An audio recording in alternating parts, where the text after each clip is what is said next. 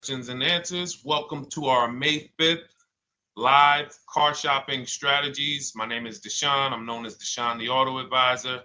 And over the next 60 to 90 minutes, I'm going to be sharing what we call the cars from home philosophy, the way you can shop, get bids, make your car buying simple, empower yourself, and guarantee that you did not leave any money on the table. We're going to talk about a lot of things you may not be familiar with.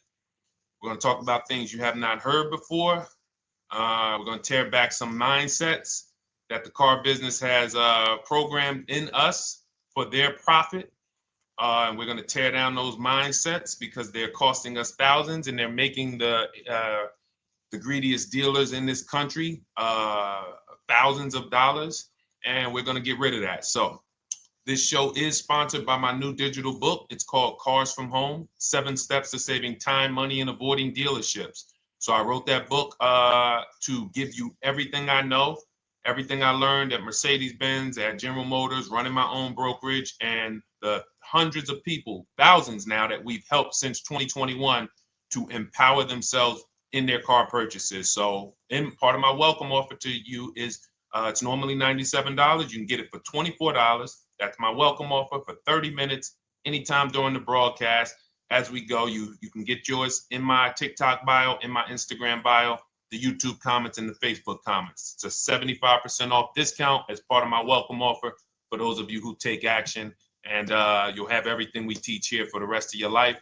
And you'll be able to move the same way you're going to hear me move and the way a lot of people I'm going to show you guys are moving. So no questions off limits. Feel free to start typing your questions. We are live on Instagram, TikTok.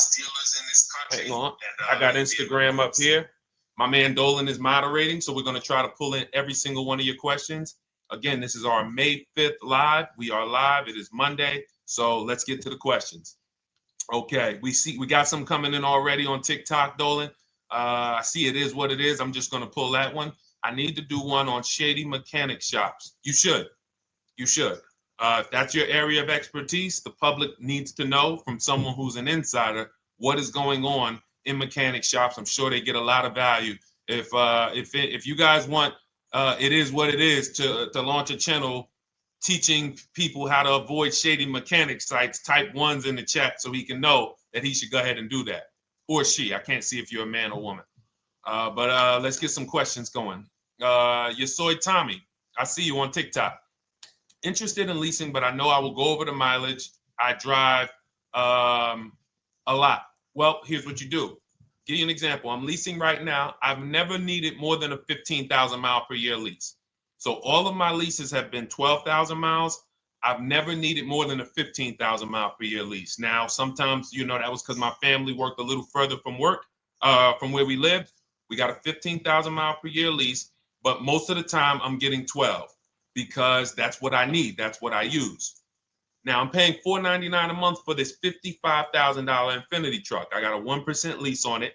I got my bids, the way we teach at Cars from Home. We're big on multiple offers. That's the only way you're going to save the big money and guarantee you got all the money is to get multiple bids. We teach you how to do that. You can do it by phone too. If you want to try to do it by phone, God bless you. We do it through email. We do it through emails and templates, and that's what we do. But I'm paying $499 a month for 12,000 miles. Now, let's just say I needed 15,000 miles.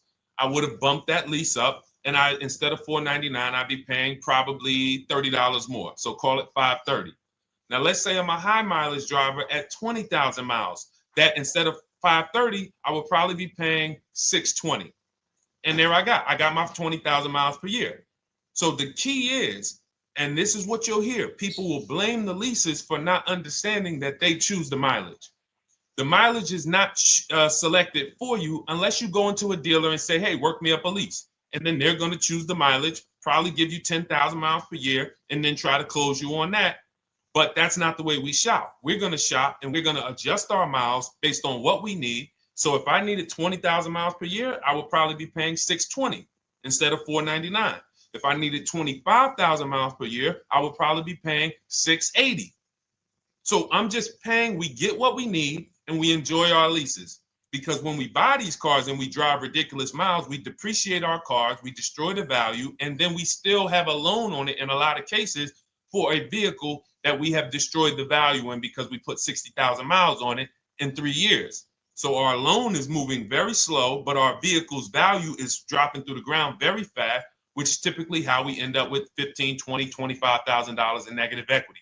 I used to see it all the time in dealerships, especially when I was in when Uber took off. When Uber took off, year later, 2 years later, 3 years later, we had tons of people coming in with Hondas, coming in with various cars that had 200,000 miles on them, but they still had 3 and 4 year loans left.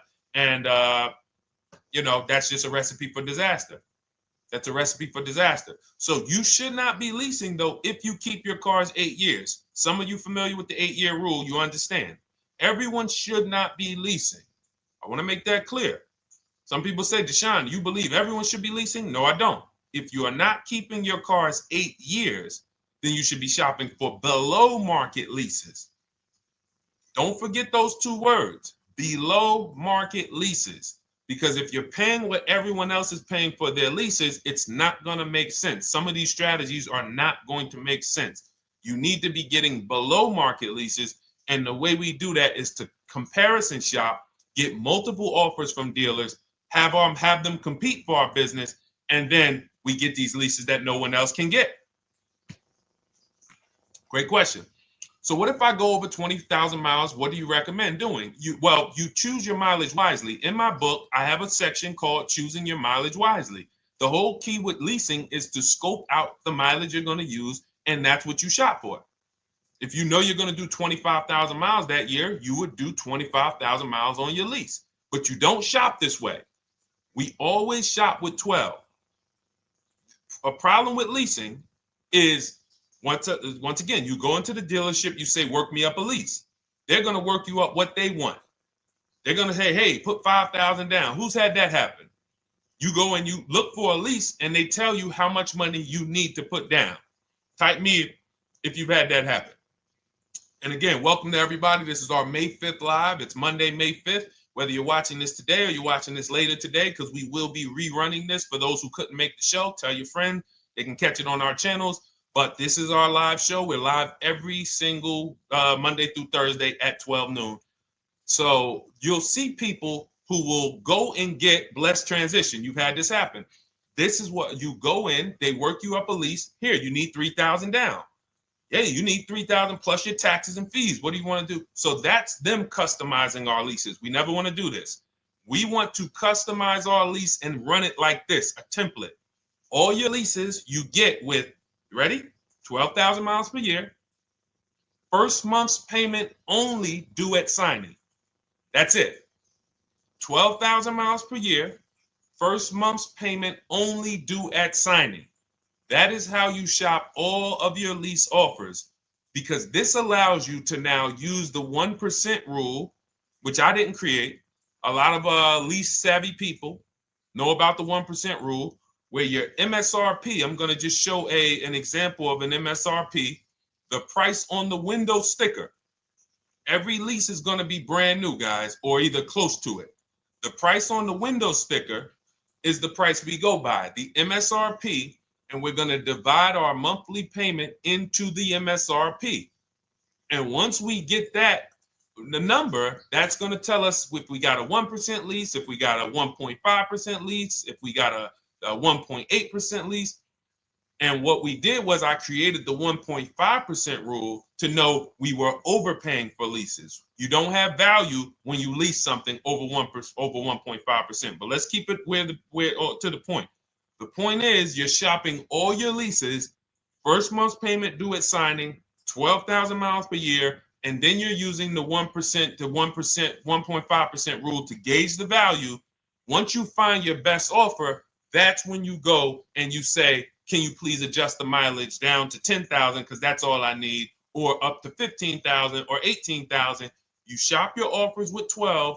You find your best offer concerning what value is, 1%, 1.2%, 1.4%. You lock that up, and then you tell them, show me what the payment will be with 20,000 miles per year or 15,000 miles per year. That's going to keep you from walking into these 80% dealers which are never going to give you a below market deal. When they drop their prices, they're never going to drop low enough to beat their competition. That's why their name of the game is them keeping you from checking their competition. And then you avoid these people, you find those deals, and then you adjust the mileage with that dealer. But choosing your mileage is very important with a lease. And that's why you should take 5 minutes, 10 minutes, tally up your lifestyle over the next 3 years, and you choose your mileage that you need. Great question. Let's go, Dolan. I'm getting married today. Congratulations to Ash on Facebook, everybody. Ash is getting married today. Congratulations. May God bless you with a healthy, lifelong marriage. Hallelujah. All right. Angel on YouTube says, can I lease for 36 months, then purchase to have a lower payment instead of buying at a higher payment? Now, what he's asking or she's asking is, I want this new car, but if I buy the new car, then I'm going to have to pay for the new car, in which case it's too unaffordable. So can I lease it first and then buy the difference at the end? Yes, you can. Let's talk about why that's not that financially wise. There are signals, guys, that tell us we are looking at vehicles that are too expensive for us. Signals. Would anyone on here take a 50-year mortgage? Anybody? Anybody? We got some smart people on here. Anybody volunteering for the 50-year mortgage, ladies and gentlemen? Anybody? Come on, somebody.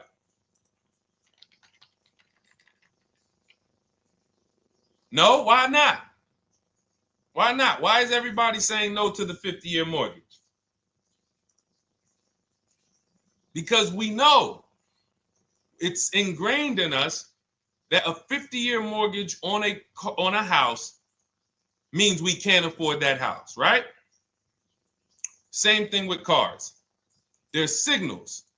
And so when we cannot finance a brand new car and it's affordable, what should we be doing?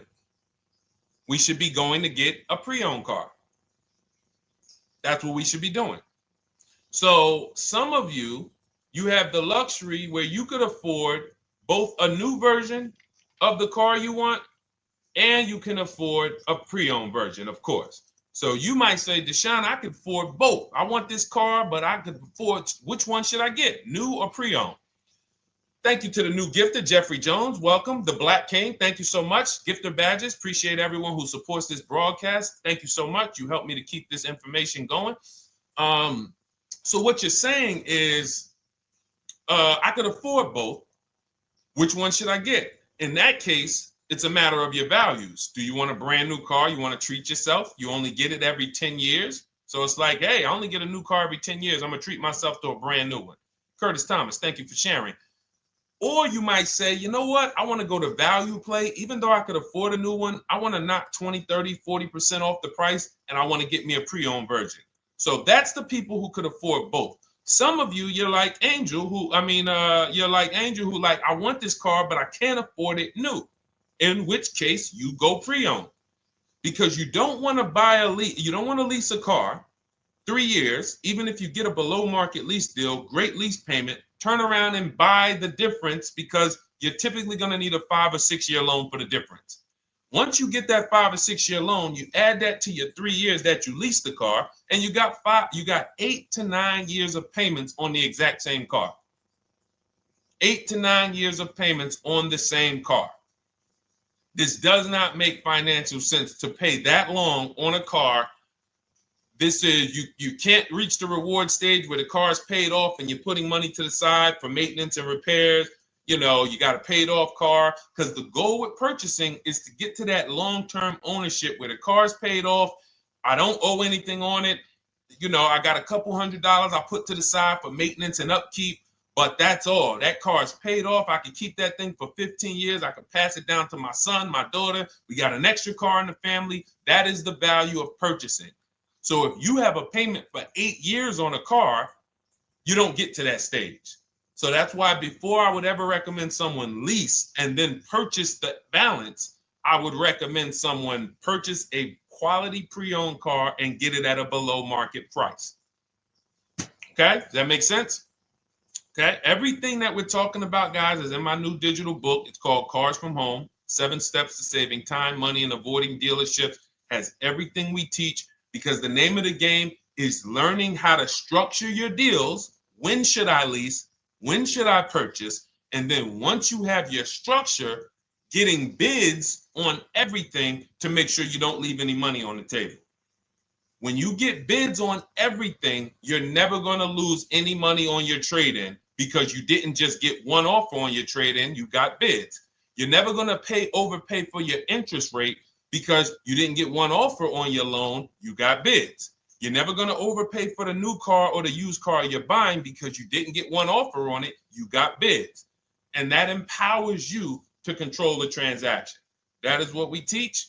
That's in my new digital book, step by step. You can get your copy for 75% off, normally $97, but it's part of our welcome offer for 30 minutes. You got it in my TikTok bio, Instagram bio, YouTube comments, or the Facebook comments for $24. Okay, enjoy it, use it. All right, let's keep it going. I need to buy a car. I want to know how to buy the advertised new the new SUV vehicle for under $10,000 or even under $20,000. I don't really understand the question. Let me read it again. I need to buy a car, and I want to know how to buy the advertised new vehicle for under $10,000 or even under $20,000. Are you saying that's the discount you're looking for, or are you saying that is my budget? Please let me know. I don't quite understand. Go ahead to the next one, Dolan.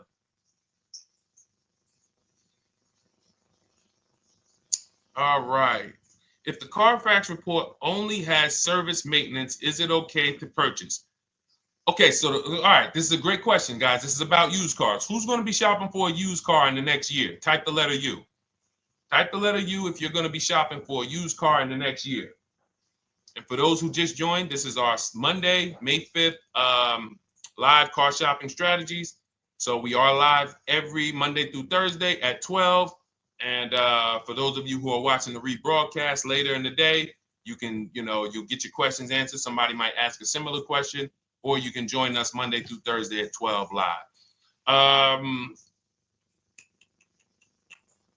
Yes, so we got a lot of people who are going to be shopping for a used car. We got Buffy on Instagram, Fran Bar. Who else? A lot of people not buying? Okay. Instagram, the only people buying used cars? Okay, well, let's talk to you guys. Listen, so here's when you're looking at a used car, what you're focused on is first the service record. First the title history. What is the title history? That means, is it a salvage car? Is it a frame damage car? Is it a now, well, let's start first. Where do we find these cars? Let's start there. We're not going to lots. We're not stumbling onto people's lots. That's what they want. We do not want to go through our neighborhoods looking for used cars. Anybody who does not have a used car on a website, they're trying to take advantage of you, because that is unadvertised, that they don't want to be where the competition is. That is not the way we're going to move. And for years, it was like that. You drive past a dealership on the weekend, you see hey, oh, look, they got this nice yellow car, a nice big red car outside, and you just pull right in. That's 2005 stuff. Now, every used car, we need to be able to compare it to the whole market, which means we need to see it on a website, on a marketplace. So we're opening up, this is called my multiple marketplace strategy. We are opening up, and some of you are going to need a pen if you're going to really, or unless you're going to watch the rebroadcast, because I'm running stuff past you that, you're trying to buy a $30,000, $50,000, $100,000 car. We're not talking about how you're going to get a couple things from Amazon and, set up a little home studio for $2,000. We're talking about the second most expensive purchase most of you are going to make. So it's understand that you're going to need to focus in order to get the most out of what we're talking about. So we're going to go to the marketplaces. The marketplaces are Carvana. They sell their own inventory. CarMax, they sell their own used car inventory. Driveway, they sell their own used car inventory. We're going to go to now dealerships. AutoNation, they sell other people's, they sell their own. They buy and they relist it on their website. But then you have Car Gurus, you have Carfax, you have Kelly's Blue Book, no, not Kelly's Blue Book. You have Auto Trader, Car Gurus. So we're going to all these marketplaces, we open them right up in one tab. So now what we're doing is we're putting in our criteria, and what we want to do, we want to go 100 miles out. Even if you're not willing to drive 100 miles out, you want to see what the whole market looks like within 100 miles. So now, if you know what you can afford, then you can put in your price criteria. I have a tool that I created. It's called the Perfect Budget Calculator. Some people who have my book, you've used it, where you put in your down payment preferred, you put in your interest rate, you put in any equity from your old car, and it tells you, because what you tend to miss is the fees. That's what you tend to miss. So if you're not using this calculator that we created, you want to add another $2,000 or so, because you got to factor in the fees in that budget. Some of you go out and say, man, I think I could afford $30,000. Then when you find your car, they bump you up to $33,000 because you didn't factor in the taxes and fees. So this calculator does it for you in my book, and everything we use the Perfect Budget Calculator. But if you're not using it, just estimate another, a little higher. Now you put all of that into the marketplaces. Now you're looking for what the inventory is. Now, here's the reason why you must open up all these marketplaces. First reason, they have different cars on them. Carvana and CarMax has different cars than Car Gurus, Cars.com, Auto Trader. There's different cars on them. Another reason we need to open it up is because sometimes you'll see one car here on Car Gurus for $31,000, and then you'll see that on Auto Trader they marked it down $2,000. It's $29,000. And you're like, wait, why the heck is it lower? This is the same car. Well, it could be because this marketplace got the notification first to lower the price, and maybe this one takes a little longer to see that, oh, maybe that takes 24 hours before their updates take effect. So that's why you want to open up all these marketplaces. Now you're narrowing this down first based on your color choices, what options you want, your models, and now we're starting to narrow this thing down. So we're narrowing it down. Now we start to look at the history of these cars. This is the best way to start narrowing down your used car search. Let's now dive into the history. I need the Carfax. Now, some of these websites will give you a free Carfax. Some of them will try to make you buy a Carfax. Now, I'm going to give you one of the secret strategies that we've been using for years in my book, and I'll tell you it right now. It is how we get free Carfaxes, because when we get to most vehicles, you guys, for those of you who are just meeting me, I worked in Mercedes-Benz for 5 years and General Motors for 5 years, and I ran my own brokerage. I started it in 2016, and I ran that while I worked at the car dealership. So I have a lot of experience and have seen a lot, and that's why I'm able to teach these things. I also love numbers. But one of the things that I know is almost every dealership has a contract with Carfax. So every dealership, we pay Carfax already. So what we're able to do is when we list our inventory on our websites, we're able to list the Carfax with it. We're able to provide that free of charge. But when we pay Auto Trader or Cars.com or Car Gurus, we are not able to actually push our Carfax to that marketplace. But if you come to our website and you find the vehicle on our website, most times you will find the Carfax for free. That is what we have been doing for years. So that now we have the Carfax, because the Carfax is the only way we can see those service records right now, because we've already narrowed it down based on, first thing we're doing is we're looking at title history, frame damage, salvage title, rebuilt title, total loss. That's the type of vehicle. The next thing we're doing to narrow it down, which is where many of you get in trouble, is you're looking at the service records. Skipping service records, buying used cars without seeing service records is disaster. The biggest indicator on if a vehicle was taken care of is what is on those service records. And if you can't see those service records, then I would not buy the car. Somebody say, oh, I'm changing the oil myself. If you don't have proof that you have changed the oil yourself, I cannot see it. I cannot see that you have maintenance this car, and that's a turnoff for me. Because now when you drive that car a year later, 2 years later, things start happening. You have no one to blame but yourself.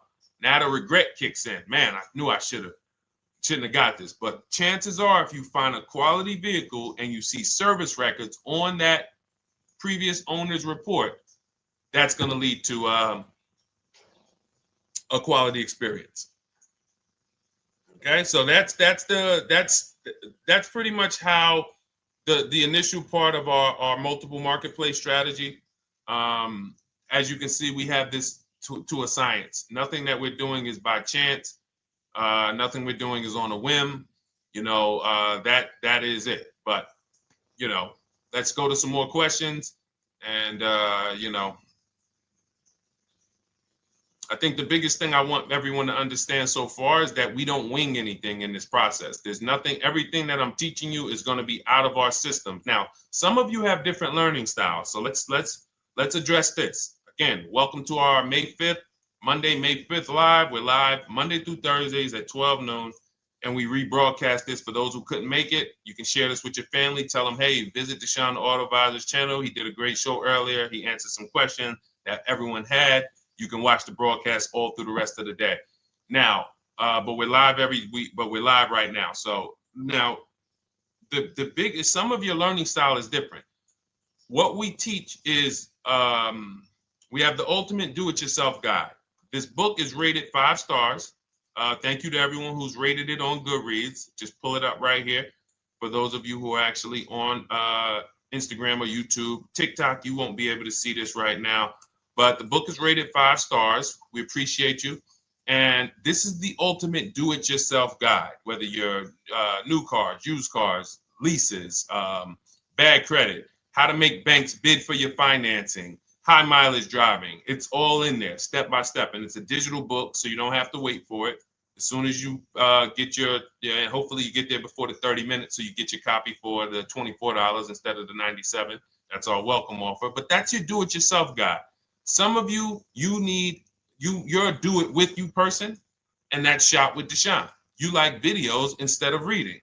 You want coaching. You want support. You want a community. We have 1,600 people in our Facebook group. That's our Shop with Deshone. We've had 2,200, almost 2,300 people come before you. When you see me share people like Zafrina and like Melissa and Sheree, Ken, all of these people who are, they're showing their car deals that they got. Look, took me about 30 days. He went through, past Friday, locked down 2 vehicles, 2 Yukon 2025. Said he dropped sold the BMW. They dropped the price down to 70 grand. So they took off like 5,200 for him. These are all people who are in the Shop with Deshone. Their learning style is they prefer videos. They prefer, coaching with me. But again, it's the same information. So I want to be clear. It's just your learning style. So if you are like Deshone, give me the blueprint and I will run this thing. That you're going to be like the people who send, like Marie. Marie just wanted to let you know she got our book. Using the book, I saved over $13,000 off MSRP. Now, here's where the feelings get hurt. And this is not my intention. But some of you have these same vehicles that you're going to see me sharing that our people get. And when you see what they paid for them and what they're getting off of them, you're going to see, wow, I did not get that. I did not get that type of discount. So all of you who have this 2025 GLC coupe fully loaded, she said they took $13,000 off MSRP. She got her bids from home, got my payment to be hundreds lower per month, maintenance included, no money down. We are masters at no money down deals.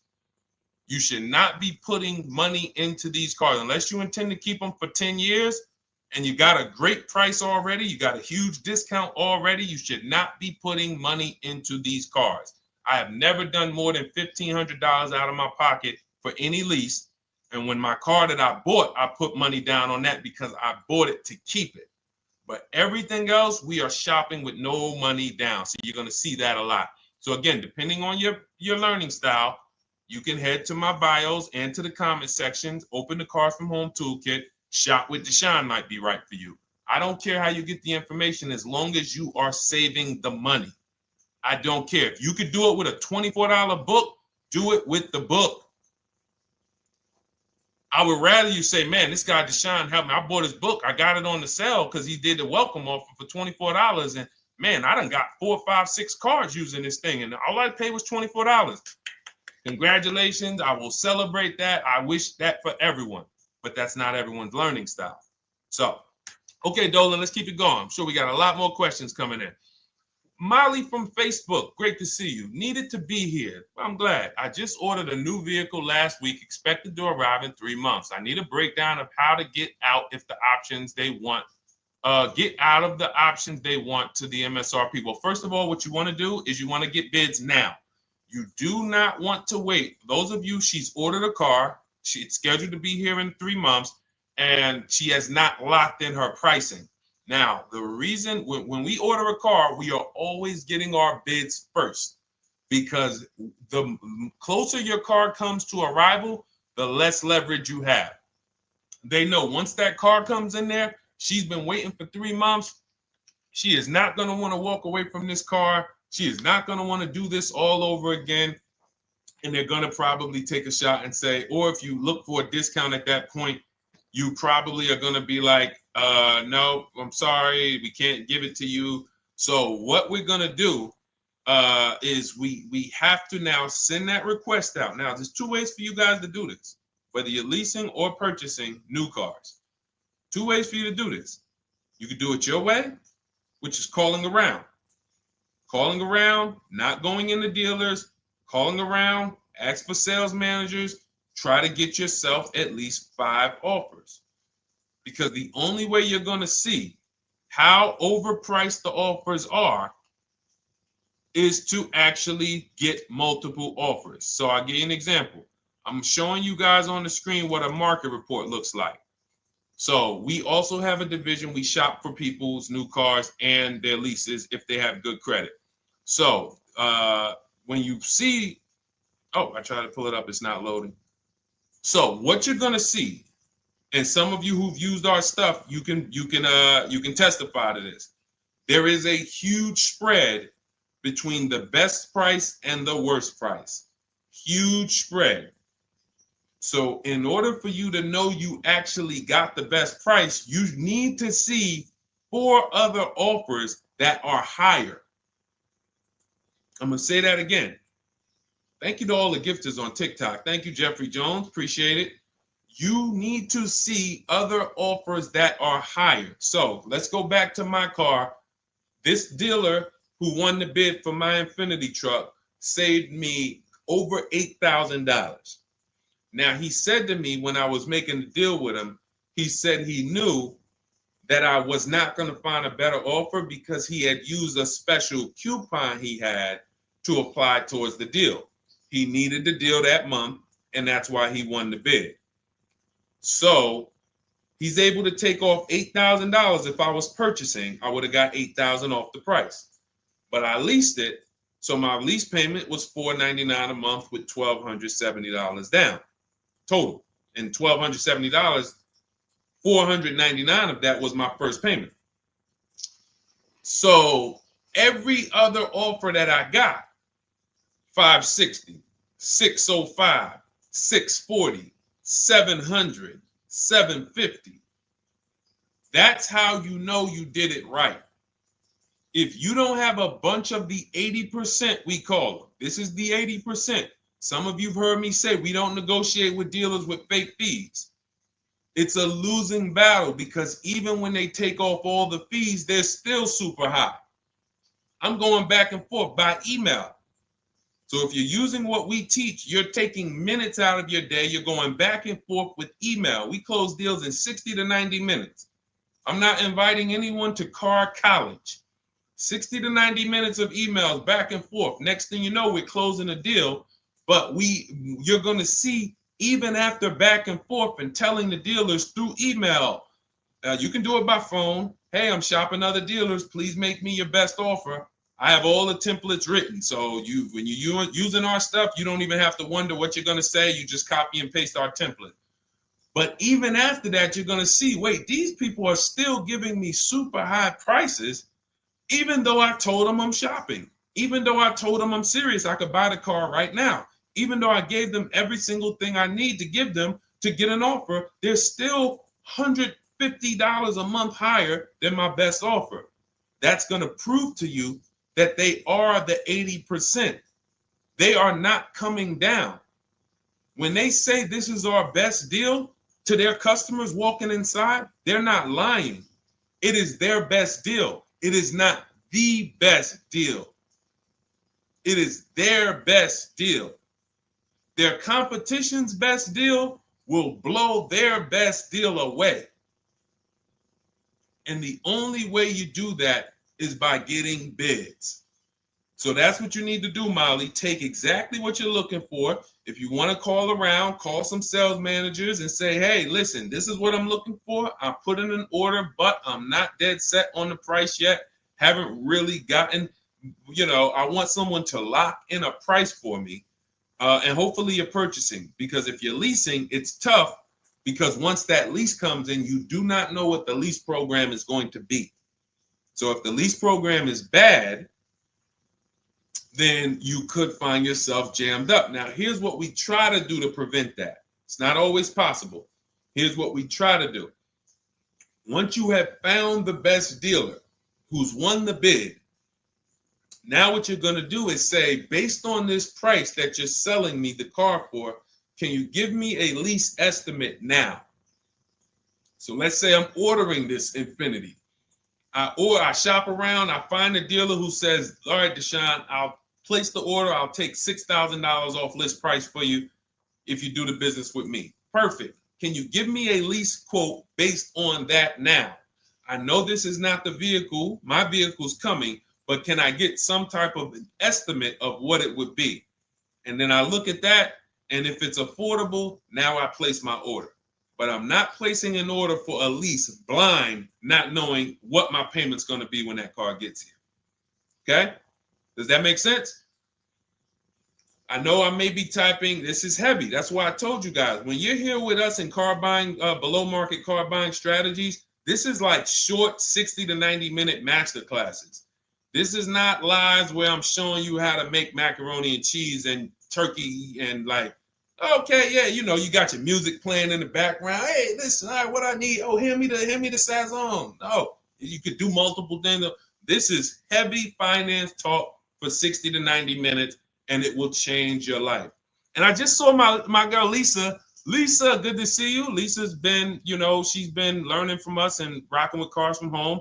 Let me see. I'm glad you clarified, even if no money down on the lease, you still really have to give them the first month's amount. Yes, I don't know what I'm going to do yet, buy or lease. No matter, I'm learning lots and sharing with my peeps. Thank you, Lisa. Thank you. Now, technically, you don't have to give them the first month's payment either. What I do is our templates all involve shopping, first month payment due at signing. But if I wanted to, so let's say, for example, on this $499 a month lease I got on the Infiniti, and I'll actually will add this because I'm glad you said that. The lease that's your first month's payment, so it's not considered money down. It's considered your first month's payment because you're leasing, you're paying 36 months or 39 months. We don't do 4-year leases. We don't even do 3.5-year leases in most cases. We're not doing it. It's 36 months, 39 months. And if they have a really, really good program for 2 years, they will tell us about it. But we shop for 36 months. But you can tell that if I wanted to tell them, you know what, I want to do a straight sign and drive.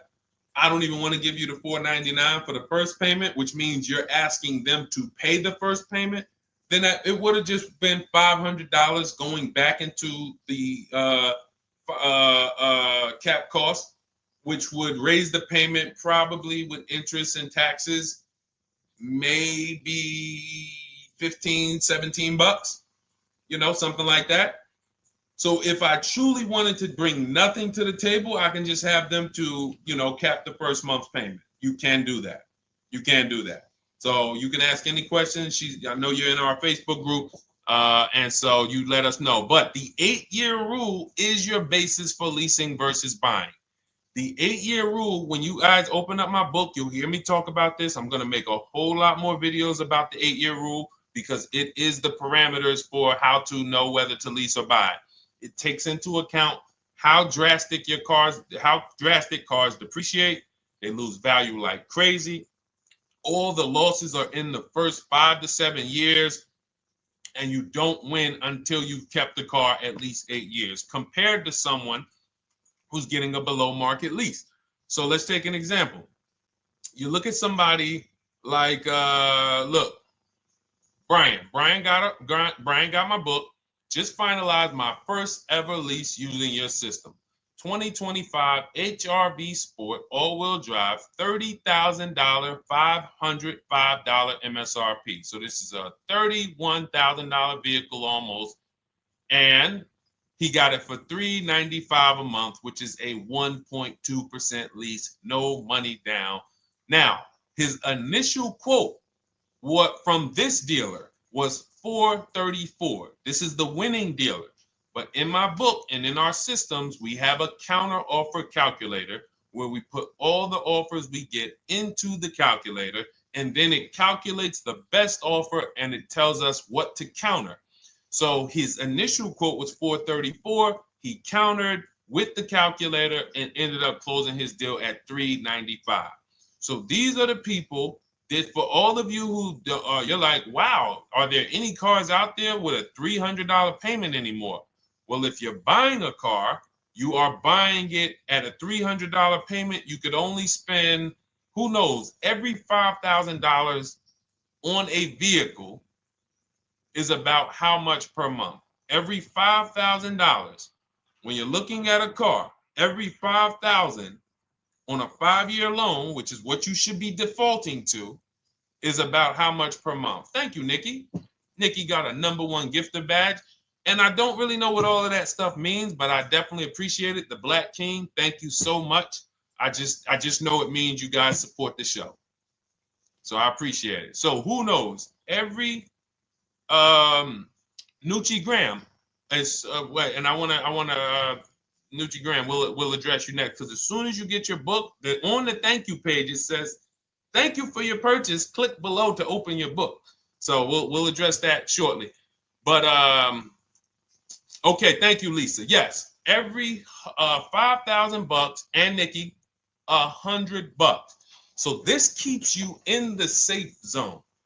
When you are looking for how much loan I'm going to take, you are looking and saying, every $5,000 is going to cost me roughly $100 per month. So if I want to spend $400, then my loan needs to be about $20,000, which means I'm looking at this car. If I'm going to buy it for $23,000 plus fees, and I want to be at $400, I'm going to have to come up with some more money down, because I need to get my payment here. I need a $20,000 loan.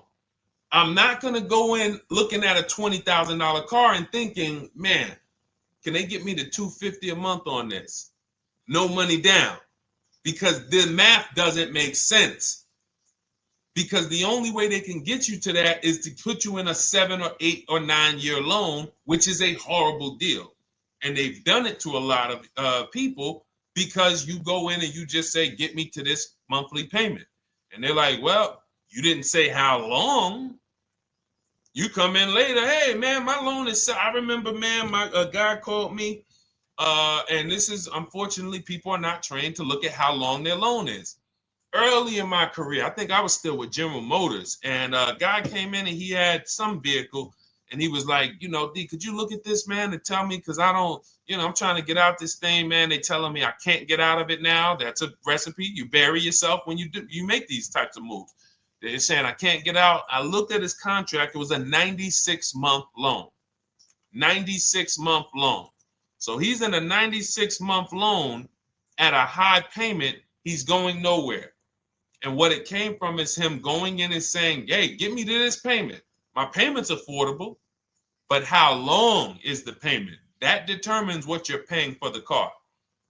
So when we say, yo, are there $300 payments out there? I'm showing you. Leasing, there's cars you can drive 30,000 miles, $30,000 cars, beautiful vehicles, payments in the threes when you're shopping and getting bids, and you're finding vehicles with great lease deals. At the same time, on a pre-owned car, that's only going to get you under 20 grand, between 15 and 20 grand. So it's about getting the most for your money. And getting the most for your money, you must take into account the 8-year rule. If I'm not keeping a car 8 years, I should be shopping for a below market lease. I'm not tying up any of my money in this car because I'm not keeping it long enough to have all of that money benefit me. Does that make sense? Type ones if that makes sense. Type dollar signs if that makes sense, because this is about money. If I'm not keeping the car 8 years, then all the money I'm going to tie up in the car to pay for it, to pay off the loan, to do the maintenance, to change the tires, to change the brakes, to change the oil, to change the brake fluid, the transmission, all of the money I'm putting in that car, just normal maintenance. I didn't say anything broke. Normal maintenance over 7 years. I'm not going to keep the car long enough to have that make sense.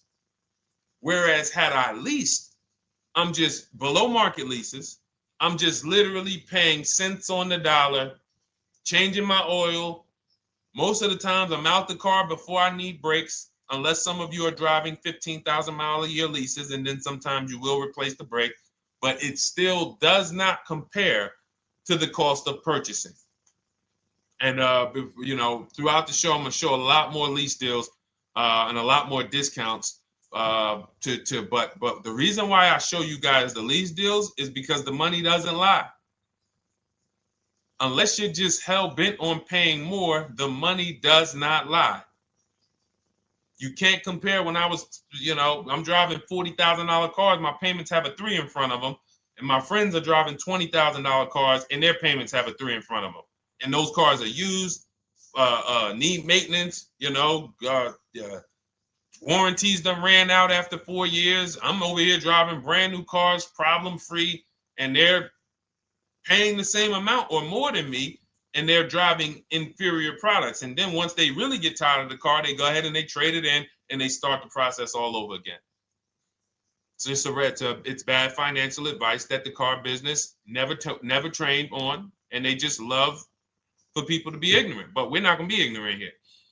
All right, Dolan, let's keep it going. By the way, all of you who just joined, this is our Monday, May 5th live. We are live every Monday through Thursday at noon. So for those of you who may be watching the rebroadcast, we rebroadcast the show all through the day. So for those who missed the show, you can either, you know, or some of you want to tell your friends, oh, hey, you're shopping for a car, go watch this show. And we'll rebroadcast this show all through the day. And we rebroadcast all the episodes through the weekend. So for those of you who didn't have time, you're like, man, I want to catch up on all the shows, all the questions that were asked. We'll rebroadcast those through the weekend. But we are live every Monday through Thursday between 12 and usually 1:30. You can have your friends and family tap in. You can bring your questions, and we try to get to as many as we can. All right, Dolan, let's keep it moving. Let's get to some more. What are the companies for loans? Well, there's a lot of them.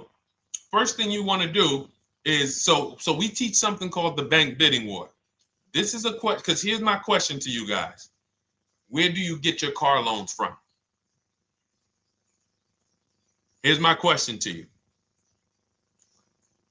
And I'm going to tell you how we should change the answer, because I know what some of your answers are going to be. Where do you get your car loan from? Some of you are going to say my bank. Some of you are going to say the credit union. Some of you are going to say the dealership. But all of those are not the answers we want to go with anymore. Here's the answer. You got it, Nikki. I love Nikki. Whoever gives me the best rate. That is going to be the answer moving forward. If you're using what we're teaching, that's your answer. Whoever gives me the best rate. What, in other words, whoever wins the bid.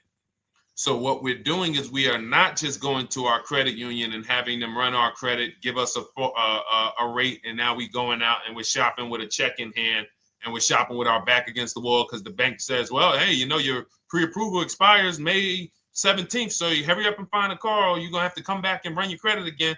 Now we're over here and our bank is putting our back against the wall. That's ridiculous. So what we do is we use what you should do is you should look at the average interest rate. If you have average credit, look at the average interest rate, and then you use that to budget. Again, I have a calculator that we invented. It's a proprietary calculator. You can't find it on Google. It's in my book. It's in our course, Shop with Deshone, in our checklist, our video checklist. This is stuff that, again, we don't, if you notice stuff that I teach, it's not anywhere. Deshone, why can't I find an 8-year rule on YouTube? It's because it's Cars from Home. We created it. I can't find the 1.5% rule. No one else teaches that because it's our intellectual property. We created it. I don't mind people saying it, but they need to understand we didn't find this stuff. We created the stuff. So calculators, we invented them.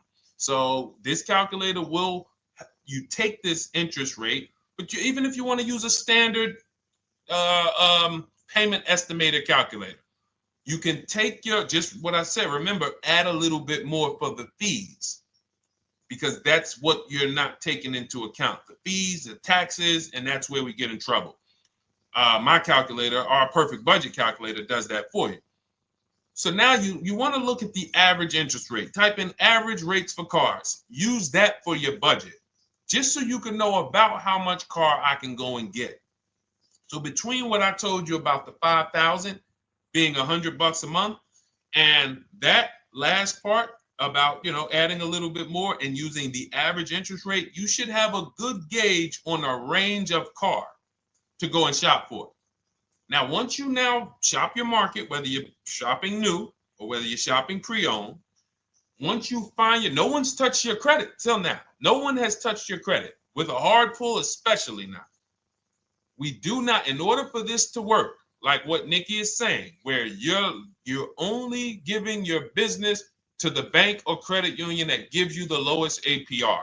In order for this to work and for you to be able to shop freely, no pressure, you need to make sure you don't let anyone run your credit with a hard pull before you find your best deal on a car. Soft credit pulls, estimates of budgeting, the way I just said. Now, you go out, you find your car, whether it takes you a week or a month or 3 months. Bang, I found my car now. You lock the car up, put it under contract, you leave your deposit. You never, ever. How soon when you get a car does the dealership want you to take it? I like asking questions like this because we can prove how predictable most of the car business is. How soon after you purchase a car does the dealership want you to take it? Thank you, Janae. Immediately. Now, the reason for that is, there's various reasons. There's various reasons. Right then and there, Molly, yes. But what I want you guys to focus on is what you lose by taking it right then and there. You lose the ability to shop the interest rates. And shopping the interest rates is very important because you'll always wonder, could I have gotten a better rate? So what you do is you lock the car up, you let them know, hey, I'm going to go home, just give me my, let me get my paperwork so I know exactly how much I need to tell my bank. And here's the key, if you guys can beat what my bank or credit union gets says, then I'll give you the loan.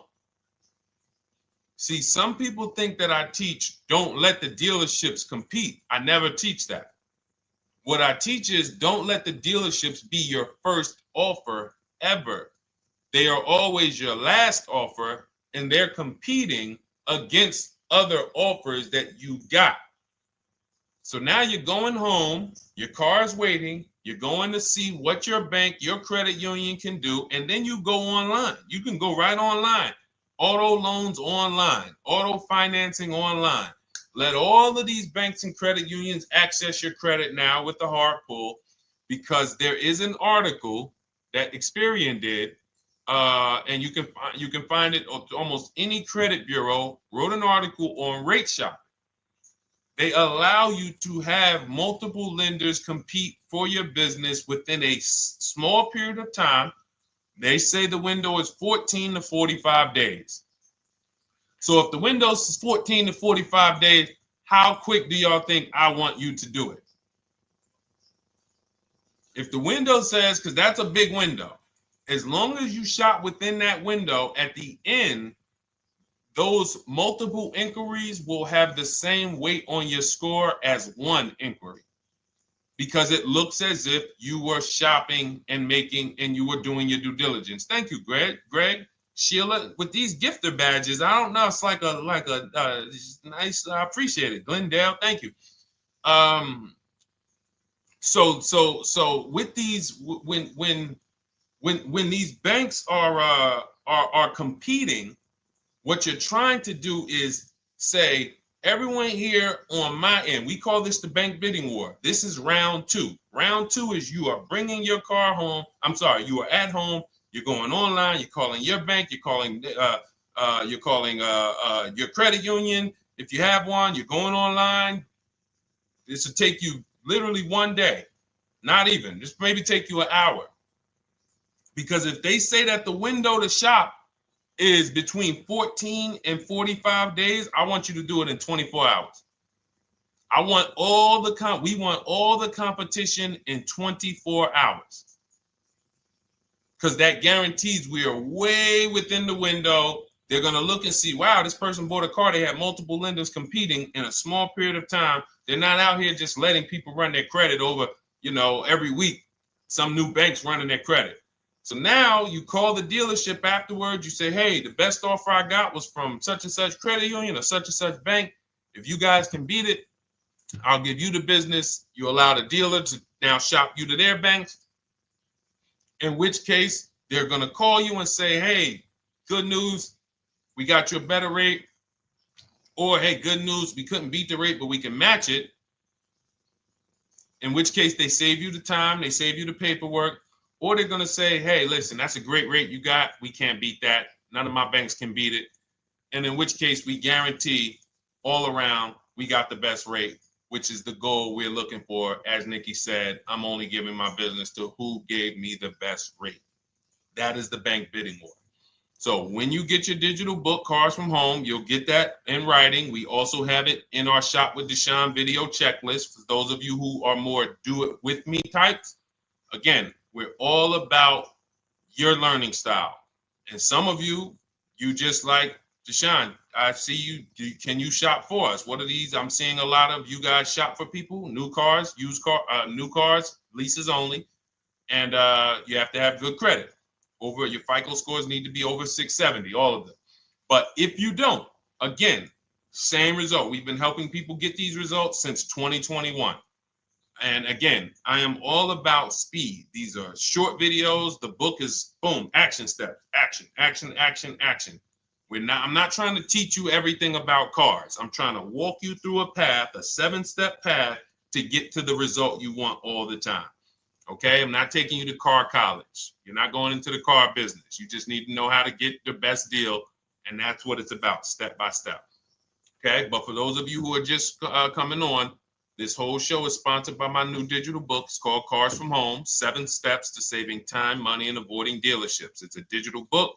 Everything we teach about new cars, used cars, leases, below market financing, high mileage driving tips, bad credit tips for those of you who have your credit is not going to qualify you for everything else we're talking about. You need specific strategy. We have that specifically for people with bad credit inside my book and inside Shop with Deshone. So that's why I never believe in one size fits all car buying advice, because all of you are in different situations. So how does somebody look saying, you all should do this? We're all in a different situation. I have a trade-in, he doesn't.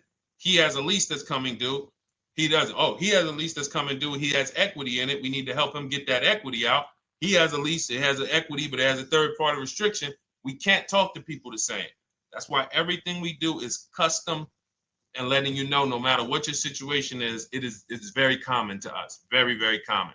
So, all right, let's keep it going. We got some more time, Dolan. Pull them up. More questions. All right, yeah, I see we got a couple more coming in on TikTok. How do I get the book? Well, the book is in my TikTok bio. In my Instagram bio, there's a website there. It's Cars from Home Toolkit. And then you'll see the welcome special for $24. So the book is normally $97, but as part of our welcome special, you got 30 minutes to get yours for $24. So you won't pay the $94. You get 75% off. We also have a link for you guys on Facebook and YouTube in the comment section so you can get your copy. And if you're going to spend a couple more minutes with us, I would appreciate if you share the broadcast with one person that you care about. So that can help, we can help get this information out and we can help change lives. If you didn't receive your ebook, well, first of all, as soon as you purchase your book, you're going to see a thank you page. It says, thank you, screenshot this page. And then it says below, click the link below to open your book. So you actually get the link to open it as soon as you make the purchase. And then I say, I also emailed you a copy. So sometimes people type their email in, one letter's wrong. Obviously, we can't send a book to an incorrect email, which is why I have my support team's email right on there. So that if you don't see that book within 5 to 10 minutes, you email my support team, hey, I didn't get the book. They'll get you the book right away. So as you can see, I want you to, Dolan, can you put up, do we have anywhere with, we can put up the support team's email for this person? And just send an email to support. There you go. Thank you so much. Support at Deshone the Auto Advisor. Thank you, Dolan. Best moderator in the world. All right, so shoot them an email. Just let them know. Give them your first and last name, and they'll check the record, make sure that we have a purchase from you, and they'll send you your book right away so you can dig right into it. Okay? All right, let's keep it. We work with clients all around the country. What I'll start doing, I wanted to bring some on here today, but I can't load them up. The system is showing an error. So I got a lot of people. I always bring tests. I always like to show results. So, you know, I'm a results person. So you'll see a lot of people that I share. Brian, who has our book, and, you know, his lease, Marie with her $13,000 off. All of these people made deals from home. They were not in a dealership negotiating this. You got, look, Frank, I bought your book, used your system, and just closed my deal and have positive results to report. I love when y'all email me, by the way. Like, please continue to do this. A caveat is I wanted a just released 2026 Genesis G70 Advanced, and there are no incentives. I could have gotten incentives on the 2025. However, I wanted the 2026, and I was willing to pay. So even with high demand cars, even with cars that are rare, this is the situation. I reached out to 20 dealers and I received 9 offers for 36 months, 12,000 miles on a $58,000 MSRP.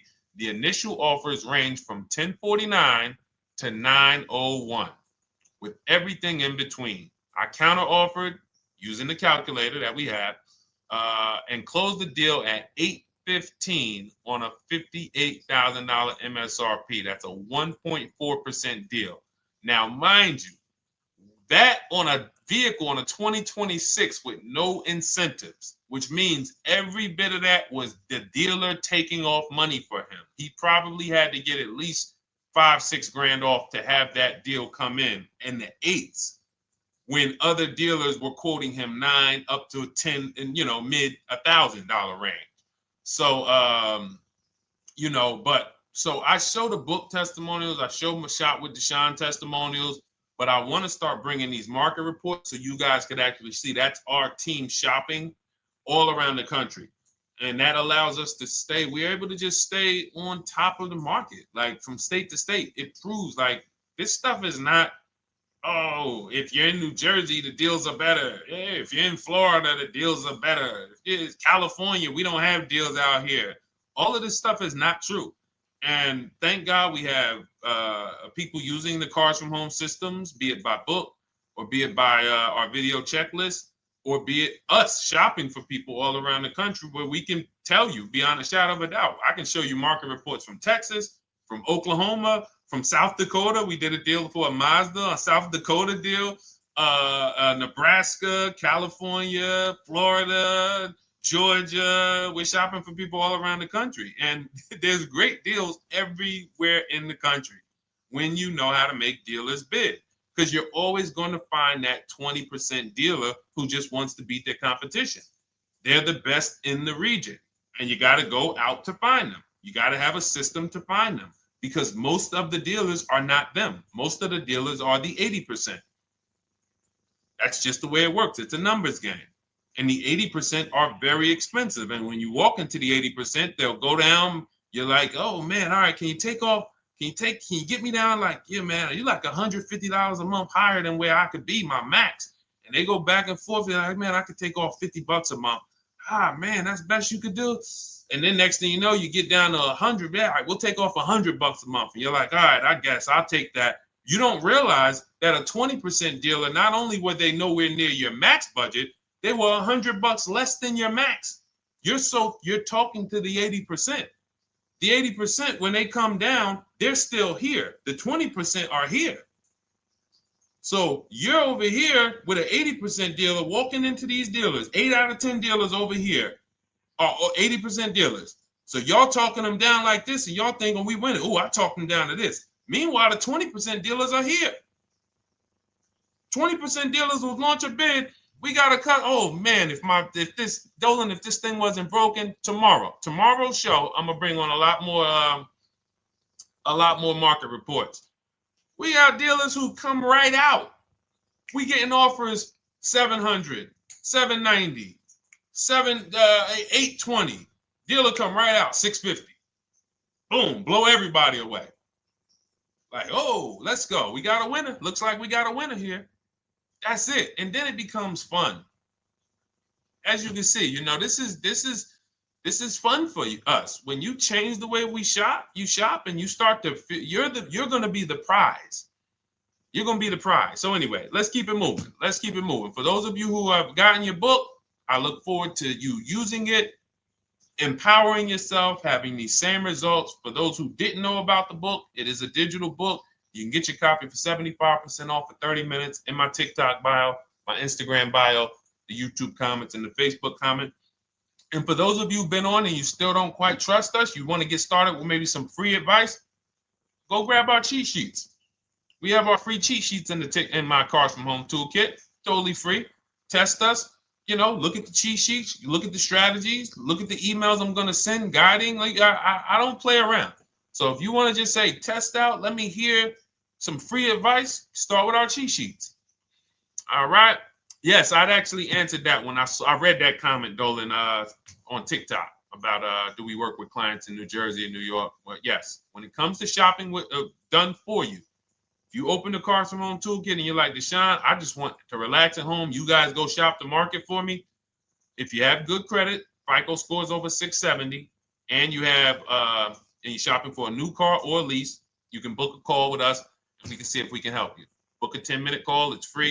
And we can see if we can help you. Is it best to lease a car if you're currently underwater? Ooh, if I was underwater right now, let's just say I have 15,000 negative equity. I made a bad deal during the pandemic. I'm upside down and I'm like, man, I got to get out of this car. But and first of all, I know I should be leasing because now we know the 8-year rule. The 8-year rule says if we're not buying our cars to keep them at least 8 years, we should be shopping for below market leases. We're going to pay a lot less money. Below market leases, not normal leases. Very important. So what I'm going to do is I'm going to actually right now look for an electric vehicle that I could lease because some electric vehicles right now, we're getting under 1%. We're getting 0.88% leases. We're getting 0.79% leases, because if you do your bidding, you're going to see. Now, again, if you want to call around for your multiple offers, you can do that. I'd rather you call around than to do what you've been doing. I'd rather you, with your new cars and your leases, call around before you walk. That's better than what you've been doing. But if you're like, Deshone, I don't want to talk. I don't want to wonder what I'm going to say. I just want to copy and paste. That's the Cars from Home way. Either way, you get your 5 offers, and you're going to see now, my best offer on this $40,000 electric car might be $320 a month. So I'm now driving a $40,000 car. If I didn't have my negative equity, then I would be driving it for $320. But now I got to bring this negative equity over. Now, the reason why you want to look at these electric cars for this is because if you try to bring a bunch of negative equity over, what ends up happening is you're now messing up the loan to value ratios, and the bank won't approve it. So you might go in and look at a $40,000 car, and now you bring this 15 grand of negative equity, and the bank is saying, we're not going to loan $55,000 on a $40,000 car. We're not doing that. So that's when they'll say, some of you may have heard this before, you have to put money down. They'll say, we can't get you approved unless you can put $3,000 down, $5,000 down. You have too much negative equity, and the bank is not going to approve it all. But when you get your bids on some of these electric cars, you're going to get $10,000, $15,000 off. And this is specifically what I would be looking for. I would be looking for the electric vehicle that when I get my bids, I'm saving 15 to 18 to 20 grand off.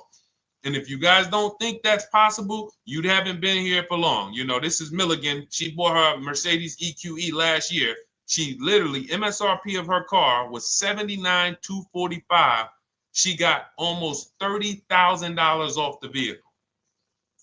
Almost $30,000 off the vehicle. $51,359 is her price. $79,000 vehicle. She got it after rebates, after discounts, after everything. $51,359. So you take a vehicle that you can get a huge amount of money off, then you bring your negative equity over. So now that payment goes from $320. Yes, it might go up to $575 or $600 even. But I know I'm in a nice car now. I'm in a brand new car, and after 3 years, I'm done with that negative equity. So that's what I would be doing. And if God forbid the car gets totaled while you're driving, you're out of the negative equity in a lease. So if I rolled that negative equity, 15 grand over to this car, now I'm driving it. Boom. All right, I got this electric car. I'm out of the negative equity. I got a good value. I'm in a $40,000 car. My payment is affordable. Now I'm driving. Oh, shoot, car gets totaled. I'm out. I can go get me another car now. I can go and get the same exact car, but I can get it for $320 now. So, you know, that actually is the reason why people commit insurance fraud and total their cars or get them stolen intentionally. But no, that's just something to keep in mind. Something to keep in mind. Because most of you, when you start leasing, you're going to see that was my reason for negative equity. That was my reason I kept having negative equity, is because I wasn't leasing. And that was the reason I was paying more money for cars than I should have, because I wasn't leasing. And again, the key is getting below market leases. You walk into a dealership and say, work me up a lease, you're not going to have these payments that, you know, we're talking about here. It has to be below market leases. That comes through multiple offers. Only way. All right, let's keep it going. A lot more questions. No gap then. Is that your first time leasing? Well, no, we'll get to that. I see it's a little conversation happening on TikTok over here. By the way, everyone, this is our Monday, May 5th live. We're live Monday through Thursday. Tell your friends, please. I would love for those of you who are going to keep joining us to see some friends tomorrow, family members tomorrow, co-workers. When you are at work, when you're talking to people, if they say they're car shopping, I would love for you to invite them to our live shows Monday through Thursday at 12. And if they couldn't make the show, we will rebroadcast each episode for the rest of the day. So after today, after we end the show, if you guys want to refresh on some things or you want to whatever, you want to send people, we will rebroadcast this episode for the rest of the day. And then on the weekends, we put together a weekly compilation. We broadcast them all just for the people who couldn't make the live shows. But every Monday through Thursday, we are here.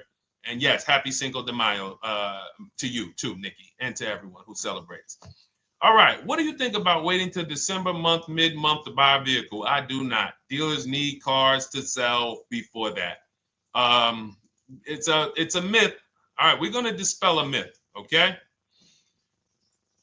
When have we been taught that the best time to buy a car is? Thank you to everyone running up the likes on TikTok. We're at 3,400 likes. Every time you hear something you like, you double tap the screen. That makes a big difference. It sends a message to TikTok that we're doing something good over here. Okay, end of the month. Yes, sweet now. End of the month. So we're gonna peel, like I told you guys when we started the broadcast, right? We are gonna, yes, Molly, last day of the month, right? So this is what we have been taught. Last day of the month, come on in. That's where your deals are, right? Let's look at this logically. As a former car salesperson, the times where where I saw the dealer or myself being the most desperate was the times where we did not have a lot of customers. Sometimes you look up, it's the 10th of the month. They call us into a sales meeting. They say, hey, guys, we got to sell 200 new cars this month. We are only at 40. We are way behind. We are tracking way behind. Call anyone you know who's a real customer. We are entertaining every reasonable offer. Now, you've been taught there's a group of people that we know are coming at the end of the month. There's a group of people that we know that last weekend they're going to rush. But there's no desperation there from us because we know they're coming. So we look and say, I'm much more desperate at various times throughout the month than I will be at the end of the month. Because think about it. Every time you go into the dealership at the end of the month, is it dead or busy? You go into the dealership most of the time at the end of the month, is it dead or busy?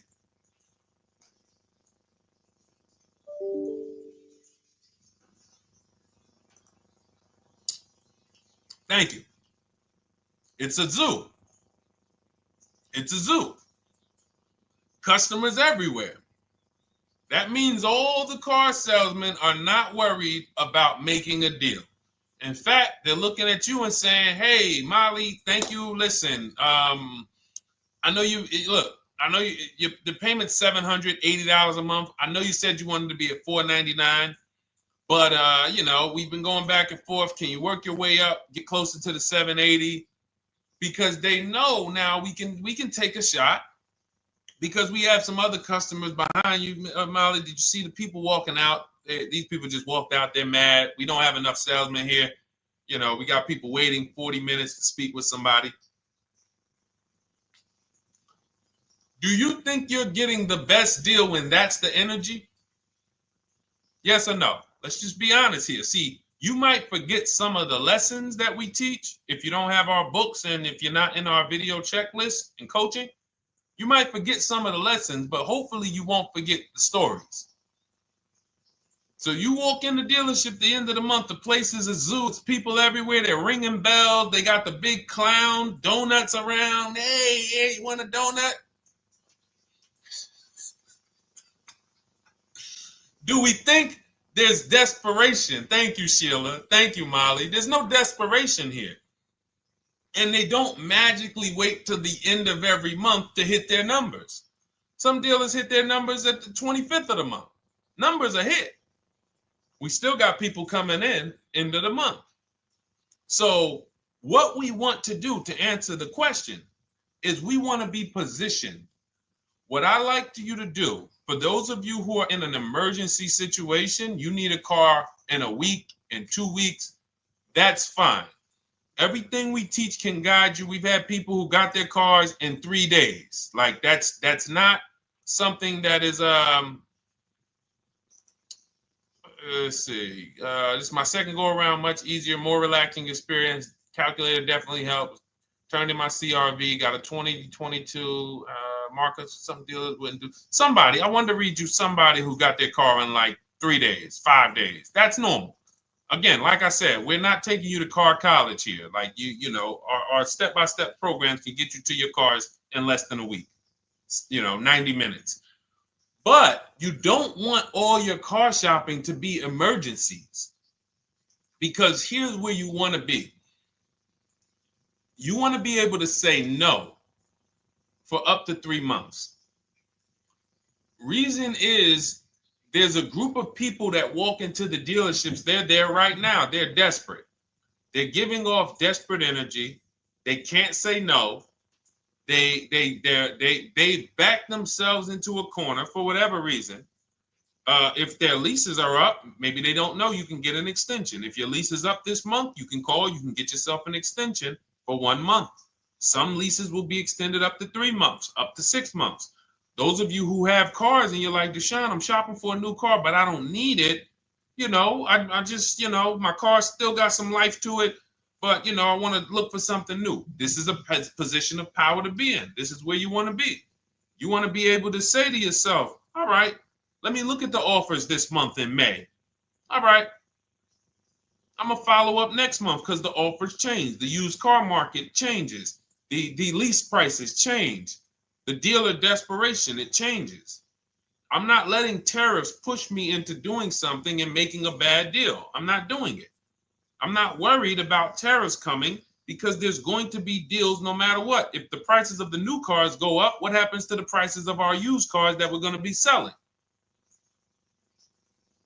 See, that's how we really won during COVID. Some people who've been with me since 2021, that's how we were winning. My man John Shaw, he was one of the first people. David Isaacs came in, got his BMW. Yes, the lease prices were slightly higher back then. We were still getting under 1.5. We were still getting 1.4. John got a 1.2 on a Jeep Wrangler, but we were selling our old cars for 8, 10, 12 grand more than they would be worth today. So even if the new car market goes up, we know how to maximize the prices of the cars we're getting rid of, and we're going to offset it. So we want to position ourselves to be able to say no. That is the strength. That's the leverage where we can say, you know what? All right, I'm going to follow up next month. Now we're telling the dealers right up front, hey, call me. I'm good between now and June 18th. I'm good between now and July 20th. So now what those dealers say is, okay, this is a serious customer. By the way, we have all this in templates in my book. You fill out the template, you fill in, here's the day you can buy a car. This is your deadline. When we blast it out, these are things you can call dealers and you can tell them, hey, I'm good between now and anytime before the summer. Call me if you get a black one with the red seats and this package in it. If you want to call around, you want to do it that way, you could do that. But what you're letting them know is, call me when you want to make a deal. I can make a deal today. Let me see the numbers today. Great. All right. If sometimes you'll see that a car is a little bit out of the range we want it to be in, you might say, man, I'm looking for it to be around, 505. This thing's coming in about 550. Okay, maybe I'll check next month, see if the program gets better. You might say, all right, dealers are saying to some of you shopping for cars that maybe every dealer is not going to have it. When you reach out to the dealers, only 5, 6 dealers have it. But they say, hey, I got something coming in May. I got something coming end of May, June. Is that good for you? See, they're desperate customers. They can't say yes to that because they back themselves into a corner. But you guys now operating with a 90-day shopping cycle. If a deal comes today, I'm jumping on it.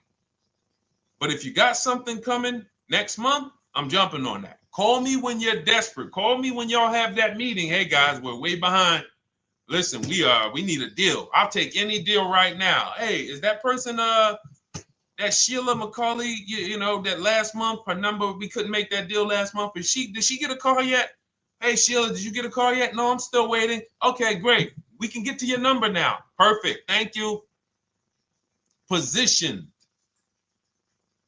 So we want you to be positioned when you use what we teach, whether it's the Cars from Home digital book, whether it's the Shop with Deshone. For those of you who are like, Deshone, let's do this together. I want the checklist videos. I want coaching. I want to be able to pop into the Facebook group, ask around. We can't give you that for $24. No author can give you the support. I got tons of books. There to Be a Man, In His Steps, Tony Robbins' book. None of these authors can give me support for the price I paid for their book. That just can't happen. But some of you are like, you know what? This is a big investment. I want to make sure I have access to, you know, systems for life. That's the Shop with Deshone done for you video checklist. And then you got coaching direct with me in our Zoom calls every first and third Wednesday. Twice a month we do. And then we got our private Facebook group with 1,600 people. And then some of them are sharp as me. I'm telling you, let's look at, you know, y'all know I brag about Rosalie. If you like Rosalie, if girl got 4 cars in within a year, you know. Her first car was the Infinity. She got her Infinity truck. And I was sharing her a lot last year when she got her Infinity QX60, but she recently shared that she got 3 vehicles. And hold on, where is she at? I just had her up. So this is the people that's in the group. Like, look, 3 vehicles. Big shout out to Deshone the Auto Advisor for making these incredible deals happen. 3 new leases for my sons with only first month's payment down. She got a Nissan Rogue, almost $37,000 vehicle, $399 a month, no money down. Mazda CX-30 Sport, $28,000 vehicle, $28,300, $339 a month. That's a 1.2% lease. And she got a Mazda CX-50 Premium Plus, $40,400 vehicle, $420 a month. 2 1% leases and a 1.2% lease. And the cherry on top, she says, I sold 2 leases. Some of you don't even know you could sell a lease. She said, I sold 2 leases. She had equity. Now, not every lease has equity. But if 8 out of 10 leases don't have equity, then 2 out of 10 do. So if you've just been dropping your leases off at the dealership, hey, here's my old lease. Let me get the new one. Hey, here's my old lease. And you have not assessed the equity. Could there be equity in it? Imagine how much money you've left on the table. Imagine how much, wow, I didn't even know you could sell leases. She sold 2 leases, 2 2021 Elantras, walked away with $6,737 in equity. Deshone, I could not have done this without you. Your program is a game changer. So this is what we want. We want empowered car shoppers. We want people who are not intimidated. I don't care what this market does, whether I need a new car, used car, whether I got bad credit, whether I'm a high mileage driver, it does not matter. We have strategies to make sure you are going to win in this market or any market. Does not matter. Okay? So, for those of you who don't know, the whole show was sponsored by my new digital book. It's called Cars from Home, 7 Steps to Saving Time, Money, and Avoiding Dealerships. It's 5-star rated. Thank you to everyone who's rated it, reviewed it. It has everything we teach in a step-by-step format. It's normally $97, but as part of our welcome offer, you can get yours for $24 in my TikTok bio, in my Instagram bio. Click that website. It's the carsfromhometoolkit.com.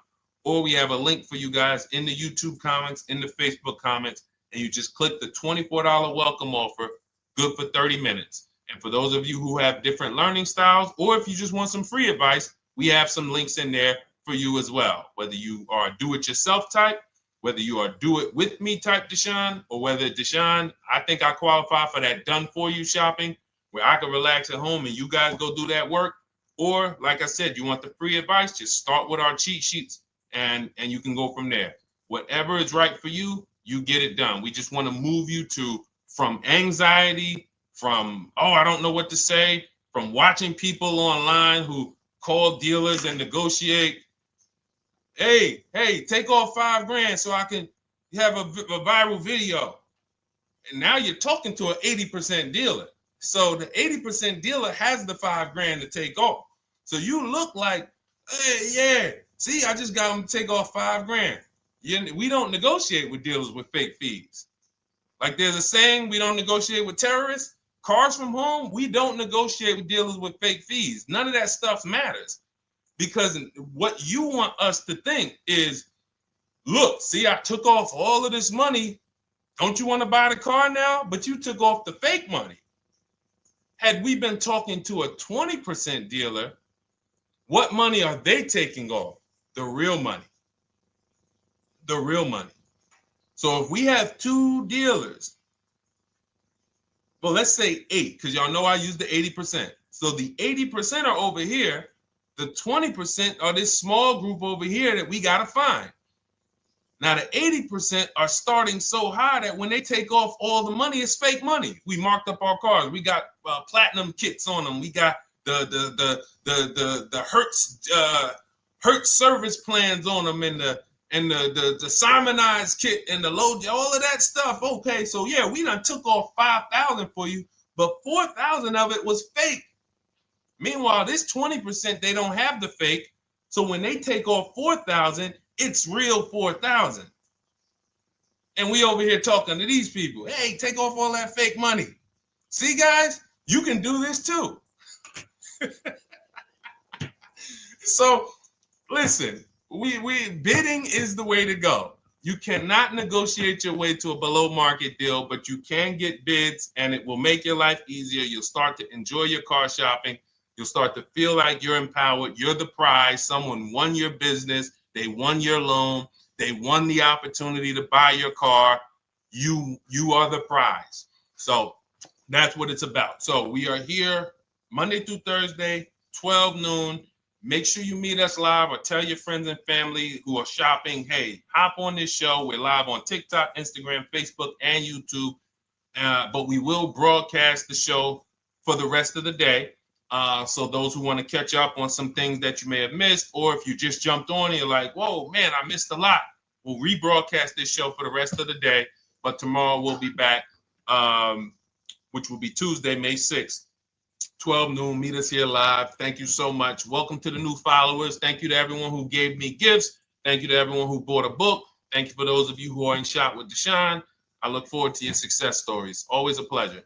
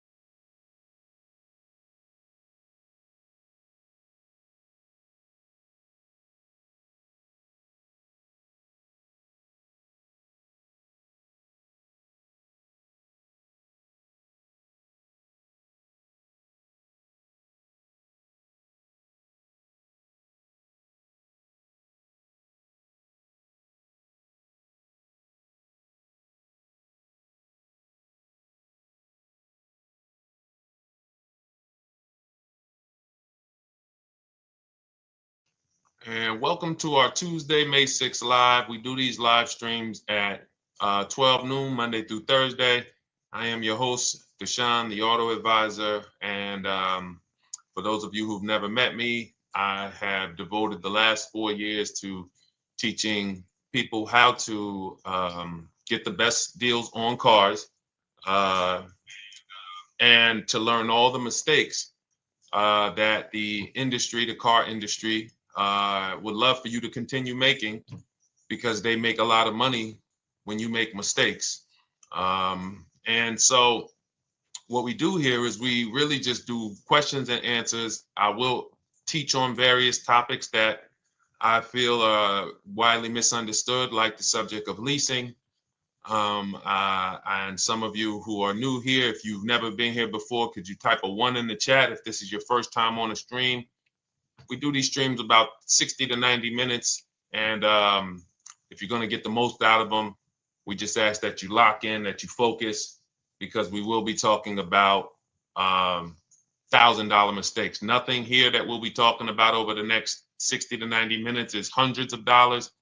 You know, I'm not looking to, have you spend some time with me on a Tuesday to talk about how to save hundreds of dollars. No offense, I'm sure that's important to some people, but we are here to talk about things that are affecting your bank account by the thousands every year. And so if you got some time, I would love for you to hit the like button, like wherever you are, and let's just tap in. You can start to type your questions. This whole stream is sponsored by my new digital book. It's called Cars from Home, 7 Steps to Saving Time, Money, and Avoiding Dealerships. It's a digital book.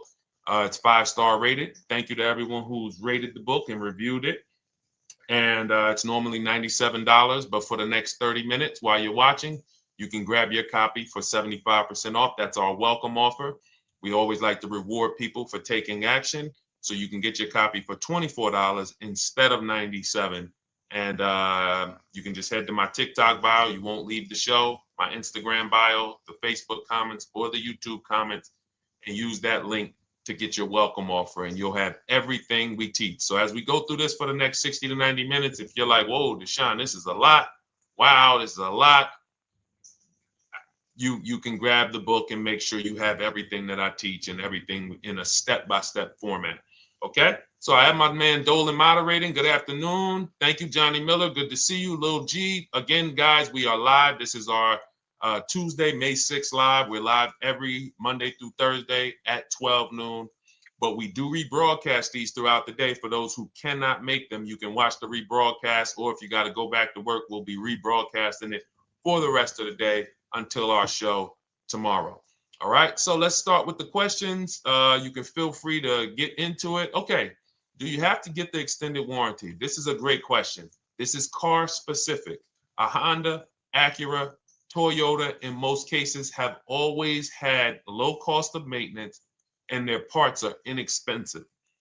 When you're buying an extended warranty or you're considering it, it is a risk product. It's an insurance plan. So that means you can pay for something and not use it, just like car insurance. You don't necessarily use your insurance until you have an accident. Same thing with an extended warranty. It's an insurance policy. So what you're trying to do with any insurance is see what is the likelihood that what I'm paying for this is going to exceed the price if I did need to use it. So in the case of a vehicle, when you're trying to determine what should I get an extended warranty, there's 2 things that are important. Does this vehicle that I'm purchasing have a high likelihood of things going wrong? We know, and some of you have had cars with histories, and we know there are certain cars, they tend to have things go wrong more than others. And what I like to do is go right to Google and type in repair cost, because this is the second item that we are looking at. We're looking at average repair cost. So if you're buying a 2010, a 2015 Nissan Altima, 2018, Hyundai Sonata, you go right to Google, you type in 2018 Hyundai Sonata average repair cost. Now, if you see that those typically go on the lower side, then that can take a lower set of risk where you might say, all right, likelihood of these things going wrong on this car is slim. But if you see that the repair cost is on the mid to higher side, that's shifting more risk to if something goes wrong, the cost for you to pay for it out of pocket will probably exceed the warranty. So when I work for Mercedes-Benz, who's new here? Type a 1 in the chat if this is your first time on a stream with us. First time you've ever been here, type a 1 in the chat. First time. What's up, William? What's up, DJ Ant Nice? Good to see you. Maggie, good to see you. Enrique, good to see you. Miko, good to see you. Tetra Washington, good to see you. Jan, good to see you. Claire Clairvoyant, good name. First time, if this is your first time, just type ones in the chat so I know. I don't want to assume anyone knows who the heck I am and what my experience is. Daniel Thompson on Facebook, great to see you. So I worked for Mercedes-Benz for 5 years, General Motors for 5 years, and I ran my own brokerage, my new car brokerage, called Cars from Home. I started it in 2016. Now, when I worked for Mercedes, when people were purchasing a Mercedes, what I would tell them is buy as much warranty as you can afford. Buy as much warranty as you can afford, because I knew that when something breaks on a Mercedes, nothing's under $1,000, and typically it's $2,000-$3,000. So a $4,000 warranty on a Mercedes Benz is usually worth every dime. But at the same time, we have cars that, again, less likely for things to go wrong. And then when things go wrong, if they go wrong, they can typically be repaired inexpensively. Good to see you, Arms Reach. Welcome on Instagram. Shout out to the people checking in live. Great to see you all. So that's how you're measuring extended warranties. You don't want to get an extended warranty on a vehicle that has a low cost of repair and a low likelihood of things going wrong. You can then take your money, put a little bit to the side, have a little emergency fund, that same $3,500 that you would have put into the warranty, or $2,500, you put that to the side over the course of a year, 2 years, put $100 a month to the side, and then have that be your cushion just in case things go wrong. It's better for you to have that money in your bank account, and if things go wrong, you take it to your mechanic. You must have a local mechanic. You guys know I swear by local mechanics on cars that don't have warranties. Even if you have a Mercedes-Benz, a BMW, an Audi, something that is typically harder to work on and takes more of a specialized engineer, there are still plenty of places that have those. I mean, there's shops where they used to be Mercedes-Benz techs. Now they have their own shops. This is who you want, because their cost, their labor is going to be probably 1/3 of what a dealership is going to be. So these are the resources that, again, keep more money in our pocket while getting us the same level of service and experience. Okay, great question. Welcome, Uncle Nene. Good to see you. Uncle Nene. All right, listen. Nicole, good to see you. All right, Dolan, you can pull up the next question. Feel free to start typing your questions. And as we get more questions in, we'll try to get to all of them. You guys know we're not always able to, but we do try to get to all of them. How do I shop around for the best lease deal without affecting my credit? Well, first of all, you're talking to someone who's, just so you know, I've taught thousands of people to lease. I've gotten 7 leases. Now, when we look at what we are doing with a lease, first, we have to consider how we want the information presented to us. We are not letting dealers tell us how they're going to quote us. We are telling the dealers how to quote us. So we are going to have all our quotes. Thank you to everybody hitting the like button. I see you. I appreciate you. And shout out to the sharers. As I see people who share, I always like to give the shout outs to the people who share this broadcast with their friends and their family. And thank you to everyone who's giving gifts on TikTok and Instagram. Appreciate you all.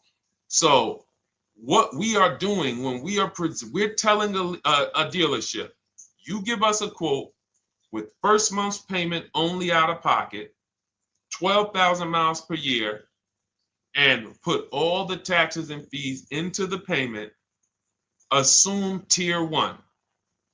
So we are presenting it now in my book and in my Shop with Deshone programs, my video checklist. I have all the templates. If you're going to do this yourself, you just need to remember how you're presenting this. You can call around to dealerships, because there's 2 ways to do this. Shopping from home.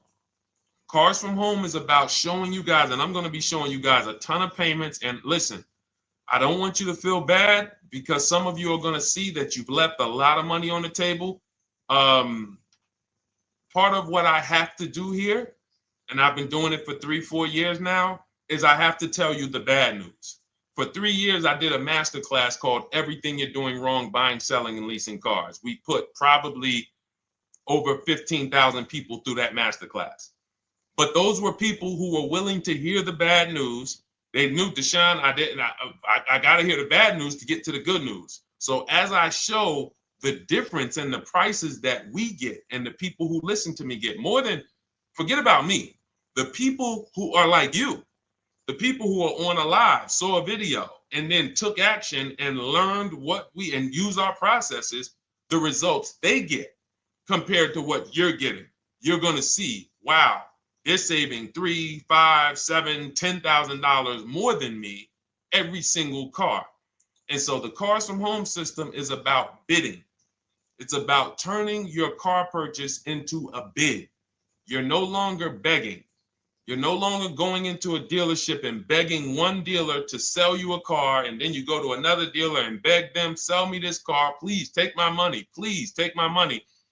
Meanwhile, you're not seeing the entire market and the people who would compete to get your business and gladly give you the service that you deserve by giving them a $30 to $50 to $100,000 transaction, which is what your car purchase is.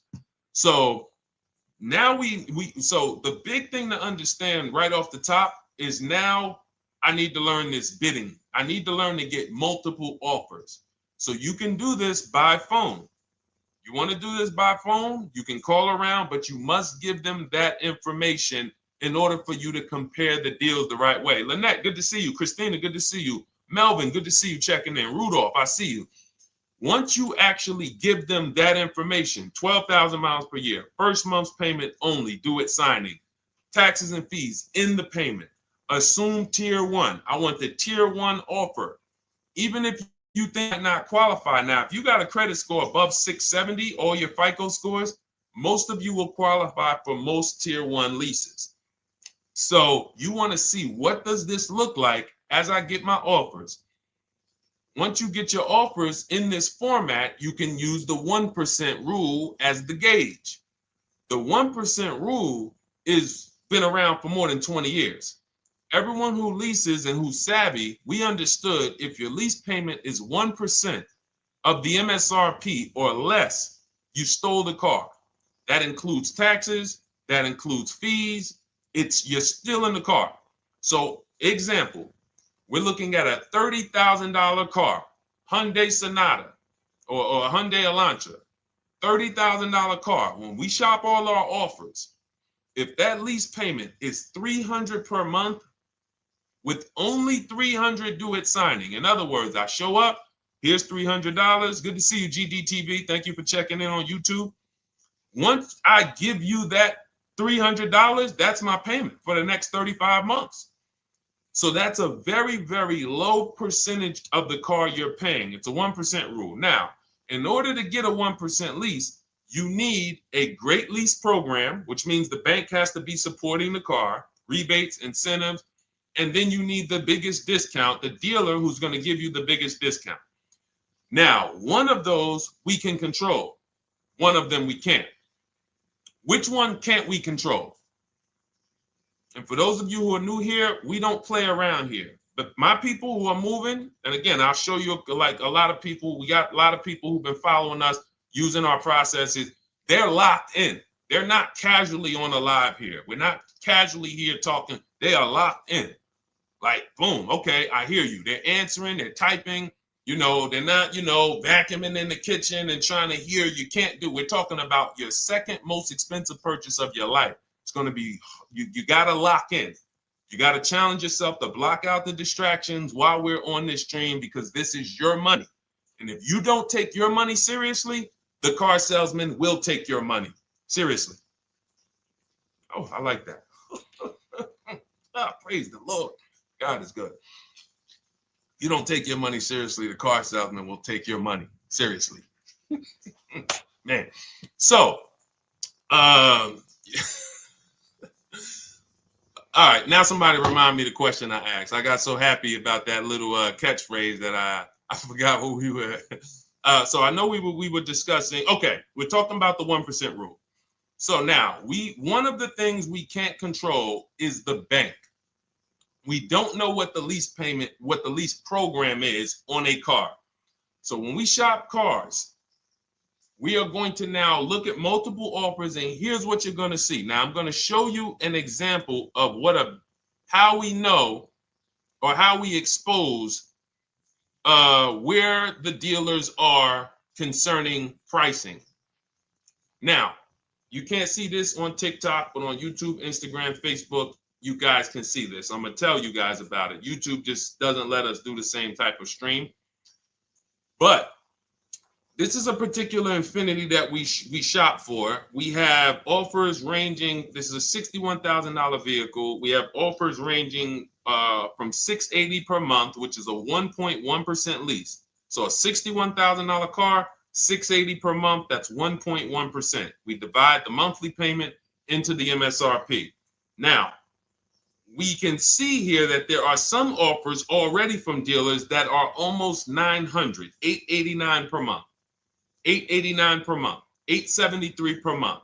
So now when we look and we say, whoa, how can we have two, like we have all these dealers have the exact same car, yet one of them is $200 per month higher than another dealer. Exactly. We call them the 80%. The 80%, even after back and forth, even after, hey, we'll take off some money. All right, we'll drop the payment $50 a month. Their offer is still so high. It's a horrible deal. Now, why would they offer this? And this is consistent. So I don't want y'all thinking, well, the dealers that I walk into, they're different, Deshone. They take off more money. It does not matter what you think. If you don't have the market reports, if you don't know how to get multiple offers so that you can see, we do this all around the country. We have students all around the country in Cars from Home. We have people we shop for. We have over 13,000 books sold now. Like, we have lots of data to prove this. 80% of dealers are going to be overpriced. This is another particular deal on a Toyota, a market report. And you guys can see that the out-the-door prices here, list price, $32,000. Out the door price with taxes and fees, $38,000. That means that dealer is charging all types of fees on top of their price. The $39,000 MSRP. Look at line number 3. $39,000. Out the door price is $41,000.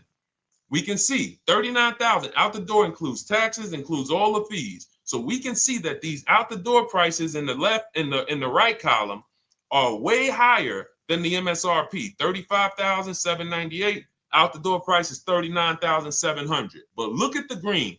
Look at the green. This is what we call, we found the dealer at this time who wanted to win the bid. They wanted to win the bid. They needed the car sold. This is a rotation. We don't say to them, wow, they won the bid one time, so they must win the bid all the time. No dealer can win the bid all the time, or they'll be out of business. But in this particular case, at this particular time, for this particular client, this dealer said, we're going to sell this car for that's $35,500, and out the door with taxes and all the fees, $34,994. That is a over $4,000 discount off this vehicle. When all the other dealers are, not only are they not giving you a discount, they're charging over list. And they might come and say, all right, we'll take off $500. We'll take off $1,000. We'll take off $1,500.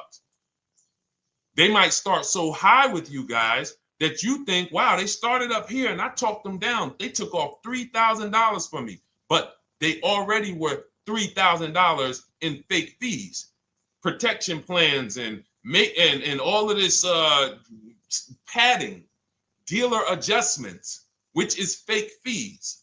So whenever they say, because the dealer gets a minimum of a 6% profit margin, from list to invoice, we have profit. From invoice to holdback to triple net, we have money. That's all the profit margin. On top of that, when we add a dealer adjustment, what we're saying is we're going to sell this car to someone who does not have the skills to find our competition. And they're going to come in, and if we got to take off $2,000 to make them think they won, this is what we're going to do. But what we do here, what people like Brian is going to do, look, just finalize my first ever lease using your system, 2025 Honda HRV, $30,000 vehicle, $395 a month payment.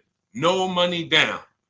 His initial quote was $434. He ended up using our calculator, which we have in our book and in our program. If we put all our offers into that calculator, it tells us what to counter. He gets that offer for $395. That's his deal. We look at somebody like Wendell. Look, thank you. It's the least I can say for your book, Cars from Home. We're still in the middle of the process. Just sold our car today, like 10 minutes ago, for 30% above value. Why? Because he got bids. Look, using the insights from your book. I've read the book multiple times and told many people about it because it's that good. It's so intuitive and insightful. We'll be moving to the next step soon, and I'll write again. So now you heard him say we're moving to the next step soon. Step 2 in my book is the equity assessment. That's when we get bids for the car we have. We get bids. You're going to go to, listen, you should never be trading your cars in. Let me ask you all a question. Do we get the most money for you name me one thing that we get the most money for that thing trading it. Name me one thing. If I had this iPhone, do I get more money trading that iPhone in for another phone, or do I get more money listing it online and selling it to whoever will pay the most? Trading or selling? Let's go. Who's locked in? Tax advantages are very small. I understand you, Ronald, but the tax advantages, we have people that are selling their cars to cash buyers for $3 to $5 grand more than what they can get on trade. A tax value, a tax advantage for the difference is not, it's minimal. Exactly. Thank you, King Carter. You listed. So the money is in the bids and the competition. So going back to this person who asked the question, how do I get the best deal on a lease? It's going to be through multiple offers. That's my 2 favorite words. I would wear them on a shirt if I didn't wear unlearn, relearn. Because more than multiple offers, I need you to unlearn. Because the people who come with bad information from years, Deshone, this is not how my uncle taught me to buy cars. Deshone, this is not how I ever heard about getting cars. I was always taught just go in and just don't tell them about your trade and then ask to see the invoice and all of this stuff. That's what I was taught. Yeah, but you're not going to get the prices we're getting until you unlearn all of that bad information. Bidding is how we buy everything.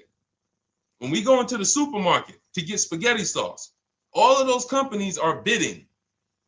They're bidding. Hey, listen, we'll sell you this for $3.99. Hey, we'll sell you this for $5.29. But we got a better product. We got quality. Look at us. Look, it's all bids. Everyone who wants to sell us something is competing, except car dealers. Y'all notice that? So the mindset that y'all got to have if y'all want to really win and save all of this money and get these huge discounts is I'm going to start purchasing and leasing cars like I buy other things. It's going to be a competition. And I promise you, your whole life is going to change. Your entire car buying experience will change forever. You will be sitting here just like my man Ken, graduated, $585 a month payment, no money down on his Nissan Murano Platinum, $50,000 vehicle. He's paying $585, no money down. $50,000 vehicle. How much would a $50,000 vehicle cost us on a loan if he purchased it? How much would a $50,000? Some of you know every $5,000 is how much per month. Let me see who's locked in. Who's locked in? Every $5,000 is how much per month on a loan. I see you, Daniel Thompson. Check in. Good to see you, Dane. Thank you for breaking it down with complete truth. Keeping eyes wide open to know what to exactly expect. There you go, Dane. Welcome. Glad to have you here. We do not play around when it comes to this. All I want you doing is winning with cars, in love with your deals every time you get a car. All right, nobody knows the 5,000. How much is every $5,000 on a car payment? Come on, y'all. These are principles we've been teaching. Thank you, Daniel. $100. Thank you. $100. So we always want to default to a 5-year loan. I'm going to tell you why. when you default to a 5-year loan, you're in a safe position. Now, defaulting to a 5-year loan means when I look at a $20,000 car, I'm thinking $400 per month. 5-year loan, every $5,000 is $100 per month. If worst case scenario, I'm trying to get a little bit more car, then I'll go to a 6-year loan, but that's the max. I'm not going past a 6-year loan on a car. That's like going to a 40-year mortgage on a house. They're available. It's not a good idea. So when we look at these, you say to yourself, wow, a $50,000 car, that should cost him, if he did no, remember, this is a no money down deal. We're just looking at how much money we're putting in these cars. That car would cost him about $1,000 a month if he purchased it, 5-year loan, no money down. Which is why when people purchase their cars, what do they typically do?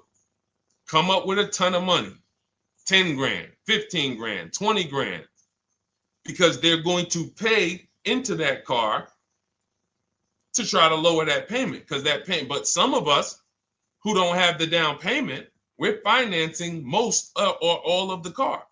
But here's the thing. I don't want you to feel bad if you're one of those people who's like, Deshone, I really don't be having those down payments of 10 grand, 15 grand, but I want to drive something quality. Exactly, I hear you. Here's the bad part about the people who are putting 15 grand down on their cars, but they're breaking the 8-year rule. This is what we call in Cars from Home and everything I teach, the most important question is how many years are you going to keep this next car? If it's not 8, then we don't purchase those cars, because here's what happens with people who go into their bank account, slap $15,000 down in a car, and don't keep the cars 8 years. And if anybody's willing to be honest, they will confirm this right here on the stream. When they go to replace that car in 3 years or 4 years, they literally have a little bit of equity. Maybe they're just breaking even. They're not getting that 15 grand back. It's gone. It's gone. Anyone who puts 10 grand down on a car and then comes back in 3 years, 4 years, all right, I had the car 4 years, 5, listen, I'm going to switch this thing up. They still have a payment. They are barely breaking even. Meanwhile, their payment was 400 or 500, almost double what it would have been if they leased a car, got a below market lease, and they drove a car, no warranty after 3 years. They're driving an inferior product. So if it sounds like I'm here to destroy people from purchasing who are not keeping their cars long term, that is the goal. Because as long as you are buying cars that you're not keeping 8 years and you buy them, you turn around and you replace them, you are going to continue to spend way more money than people getting below market leases like Ken and like a lot of other people I'm going to show you on the stream. Lots of other people. Look, dealer American Senior Benefits Plan. He's enrolled with us under his company name. Dealer MSRP on this car was $36,300. 2025 Kia Sport X line. MSR boom 561. Monthly payment is $400. Use the system back and forth. Got $400 a month on a 2025 $36,000 car. Once we put our taxes and fees in that would be a $700+ payment. $700 payment. He's paying $400. And y'all wonder why people are losing cars. $300 more per month to drive the same car? It's ridiculous. Imagine somebody like you, when you learn, now you're pulling up. I'm going to tell y'all one more story, and then we'll go into some more questions, because you might not remember what I'm saying. So those of you who have the book, you got this for the rest of your life. But you will remember, hopefully, a story. I'll tell you about my neighbor. So my neighbor finds out that I'm into this car business and that I educate. And he said, hey, Deshone, I was watching some of your videos and I come across this 8-year rule that you teach. And his wife had actually had a Kia Telluride. Popular vehicles, probably been one of the most popular SUVs, that the Palisade, since 2007, 2019. Super popular vehicles. People were charging $5,000 over sticker for them during the pandemic. People were paying it. We were getting them at discounts. Now, his wife totals the truck. She has an accident, totals the truck. She's fine. Truck is totaled. He was financing it. He said, Deshone, I see this 8-year rule thing, man, and I don't keep my cars 8 years. I said, okay. He said, so I'm thinking I should, like, you're saying I should be shopping for a lease on my next one. I said, exactly. I said, make sure you get multiple offers, because if you just walk in and say, hey, work me up a lease, they'll give you the same payment you had on the purchase. And then they'll tell you something ridiculous that they want you to believe, like, hey, the lease is the same price as the purchase, so you might as well just purchase it. And people believe this stuff. Now, I said, you get multiple offers, stay at home. He calls me, he says, Deshone, I got the new version of the Telluride, new. I'm paying $479 a month. He's $497, and then he said, I think he put down like $1,000, bring it down to $479. $497. He was just paying $800. Do you think anyone can tell him anything about leasing? He's pulling up in the same exact truck. In fact, the newer version. He knows he wasn't going to keep the car long term anyway. He's not going to pay it off and then keep the car and have a paid off Kia Telluride for 10 years. That's not what he does. He keeps them 3 years, 5 years, 7 years, and then he replaces them. So why is he paying $800 a month for years, no warranty, when he could be driving brand new ones for $497 a month, problem free? But as I said, some people are determined to pay more. But the people who, once you get this leasing thing, if you're not keeping your cars, it will change your life. Now, again, I got a car I'm purchasing, we're keeping it. Anything you are buying, keeping 8 years, forget about leasing. It shouldn't be a thing. Who keeps their cars more than 8 years? Let us know. You're an 8+ year person, let us know. In fact, I don't even want to ask, who has a car right now that they've had more than 8 years? And then we'll answer. I want to get Kathy's question too. And then let's get some purchase questions. Let's get some used car questions. Let's get some bank financing questions. We do it all here. But one of the most misunderstood subjects is this leasing thing, and it is costing you guys thousands of dollars every year. And you're driving old cars with no warranties, paying high payments on them because somebody told you you should be purchasing cars. I'm here to tell you they owe you money. They owe you money. All right? So who has a car right now that they've had more than 8 years? Let us know. How many years have you had it? And by the way, for those of you who just joined, this is our Tuesday, May 6th live. We are live every Monday through Thursday at 12 noon Eastern time. So for those of you who are here catching us live, that's when we're live. We will rebroadcast this and replay this show throughout the rest of the day for those who could not catch it, or if you had to jump off, go back to work. You're like, oh, I got to go back to work. You can catch it on the replay throughout the day. But we are live Monday through Thursday at 12 noon. So welcome to the people who are here. EJ, driving a lot of miles does not matter. Let me break this down for you.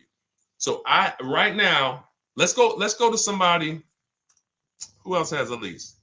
Let's look at, because who's heard with leasing you can't drive too many miles? Who's heard that, right? Type me if you've heard that. Let's go. Type me if you heard that. Come on, where's the locked in people at? I see Kathy, I see EJ, I see DJ Ant Nice, I see XP. All right, I see Mr. Slim. Welcome to the community. I see Rhonda. All right, where are the locked in people? Instagram, where we at? Locked in. All right, dang, I see you. Jamel. All right, perfect. So, Sherry, I see you. Sherry Baker on TikTok. So you've heard, oh, you can't drive a lot of miles with a lease. Let's be clear here. You choose the mileage on your lease. It's not selected for you. In fact, the only time it is selected for you is if you don't realize you choose it. That's the only time they're going to choose your mileage for you. If you go in and you do something like, hey, work me up a lease deal, they're probably going to work you up a 10,000 mile a year lease deal. And they're probably going to say, hey, you need $3,000 down, and this is going to be your payment. And next thing you know, it's a high lease, and it's just terrible. Happens all the time. We tell people how to quote us. First payment due at signing, taxes and fees in the payment. So now let's look at a lease, and let me show you what it would look like. So this is Val Boss Lady. She's in our Shop with Deshone program. Everything that you guys know that we're talking about here, if you're like, hey, I really, really want to go deeper, I want the step-by-step, the blueprint, that's my digital book, Cars from Home, 7 Steps to Saving Time, Money, and Avoiding Dealerships. Normally $97. You get a welcome offer. It's 30 minutes because I want to see you win, and you get 75% off for 30 minutes. If you go to my TikTok bio, Instagram bio, YouTube comments, Facebook comments, click those links, and then click that one that says $24 welcome offer. 30 minutes only, reward for taking action. You have everything we teach, the low market leases, the low market purchases, used cars, bank bidding war, making banks and credit unions bid, all of that, $24. You can, somebody emailed me yesterday, said, I'm $15,000 up with what I've learned from you already. And so if you can get it for $24, you can save tons of money for the rest of your life on a $24 investment. In this case, Val's in our, she's more of a wants to do it with me type. Videos, checklist, she doesn't want to read. That's our Shop with Deshone, do it with me program. I coach people. And so she gets a deal on this particular car. Same information, by the way. Not better information here than the book. It's just different learning styles. So she gets a $51,000 electric vehicle, 2025, beautiful vehicle. She's paying 1.16. So her payment on this car, on this $51,000 car, let's continue to make sure we understand the price of these cars. $51,000 car, her payment is $591. No money down.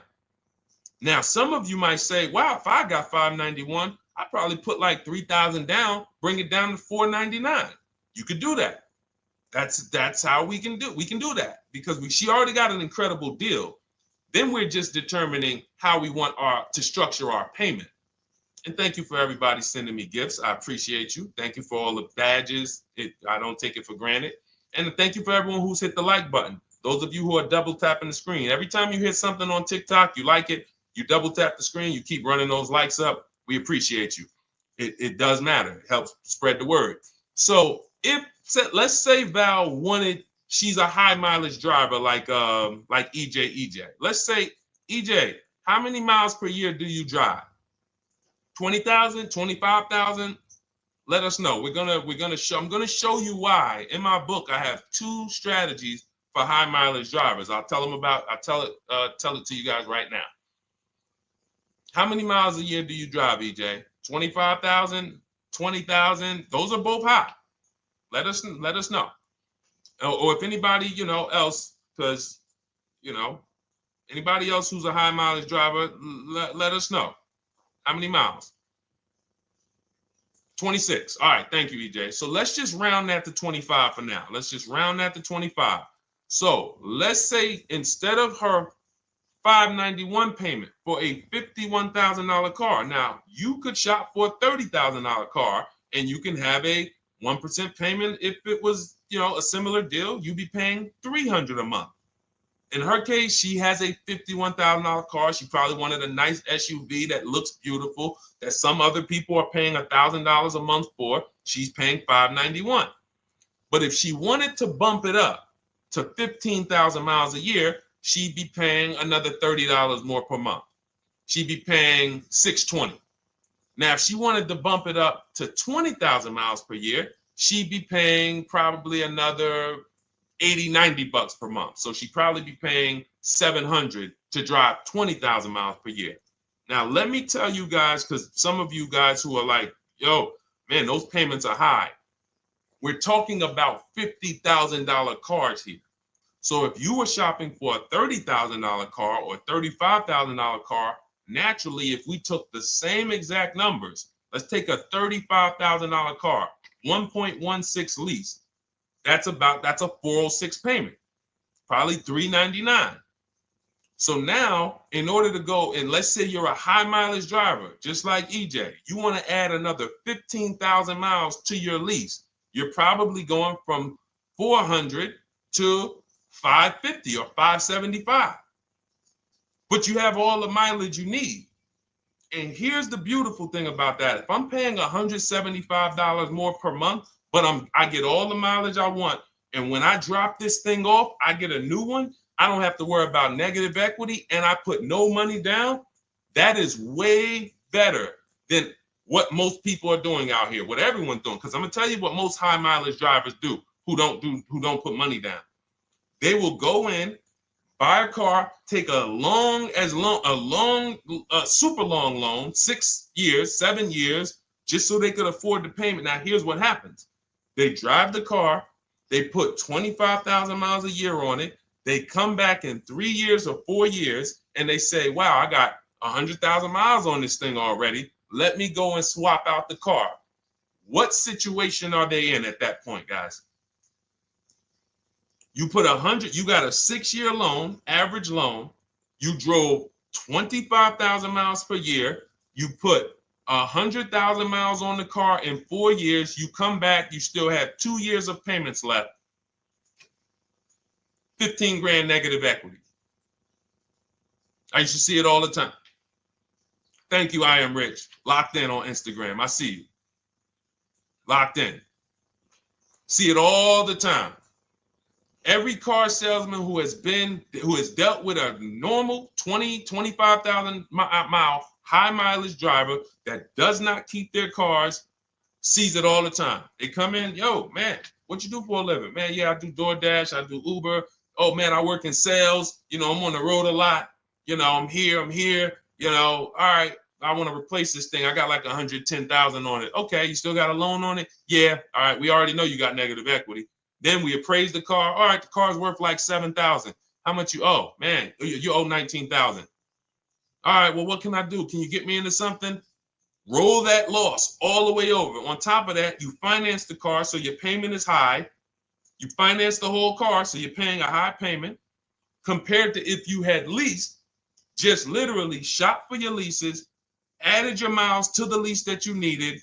You're paying $175 more per month. You got a brand new car. And I'm going to tell you, I did not make this up. I learned this from someone. A lot of what I'm teaching you, I learned from my clients when I was in the dealership. This guy, I worked at Hyundai for six weeks. Man, this dealership, the owners got indicted. I got out of there. Way before the owner got indicted. It just had straight up highway vibes, like the worst you could ever imagine. As I was in there for 6 weeks, I was a manager. I enjoyed being a manager. We did a lot of deals in my department in 6 weeks. But I said, I am out of this place. Anyway. But I learned something very valuable there. We had a client a customer was returning his lease on his Hyundai Sonata. Guy comes and I'm grounding the lease. I'm doing the paperwork for him. He has 72,000 miles on the car. 72,000 miles. I said, how the heck? I said, you lease this? He said, yeah, I always lease. That's all I do. He said, I used to buy my cars every single time I came. I had to put large down payments, 10 grand, and then I'm still having negative equity when I come to trade it in. I'm having high payments. It's ridiculous. I looked at his payment, and let's say the average payment for a good deal on a Sonata at that time was $300, $325, whatever it was. He was only paying like $550. He was only paying like $150, $175 more per month. He had a 25,000 mile a year lease. And that's what he did. I drive these cars. I'm on the road. Boom, boom, boom. I change my tires. I do my maintenance. 3 years. It's a fixed cost. There's no variable cost. I don't have any surprises. I'm not getting hit with a negative equity bill that I got to transfer, which means when I transfer my negative equity, I get less car on the next transaction. Because if I got to bring over 15 grand of negative equity, that's probably 300 a month that I'm paying for my old car when I get my new car. So if my new car was 400 a month, but my negative equity is another 300 a month, I'm getting less car for my money because now I got to take all those losses and bring them over to my new car. This is high mileage drivers and people who don't understand leasing. That's why you're losing so much money. And when you just flip the switch and realize Deshone is not talking to me emotionally, I am not talking to you about never do this, never do this, like these other people who say this, do this. This is how you buy a car. They never talk numbers. Y'all notice that? You notice that, right? You never hear them talk numbers. It's always never do this, always do this. This is the worst way to do this. This is the most expensive way to do this. This costs you the most money. They never talk numbers, though. That's why everything I do is to show you the numbers. Thousands of transactions since 2006 in the car business, helping people the last 4 years all around the country. This is the numbers that they might not understand. So if you're not keeping your car 8 years, it does not matter if you drive 20,000 miles a year, 25,000. You should be looking at a high mileage lease. Or my second strategy for high mileage drivers is this, because some of you want a nice car. This is for my people who you're like, man, Deshone, I'm on the road. I got my car that I do my work in. I kind of, slep it around. I don't really want to lease something and then put, that wear on it. I got stuff. I'm throwing bags in the back, whatever it may be. There's a strategy we created called 2 cars, 1 payment. And what will happen is your first car will be a purchase. And if you have an existing car, you're going to keep that. So let's say you have a car now, you're driving a lot of miles, you're doing your 25,000 miles a year. You pay that car off. You keep that car, and then you go and you lease you something nice, regular mileage. So you might get a 12,000 mile a year lease, and then you drive 12,000 in your mileage car, 12,000 on your nice car.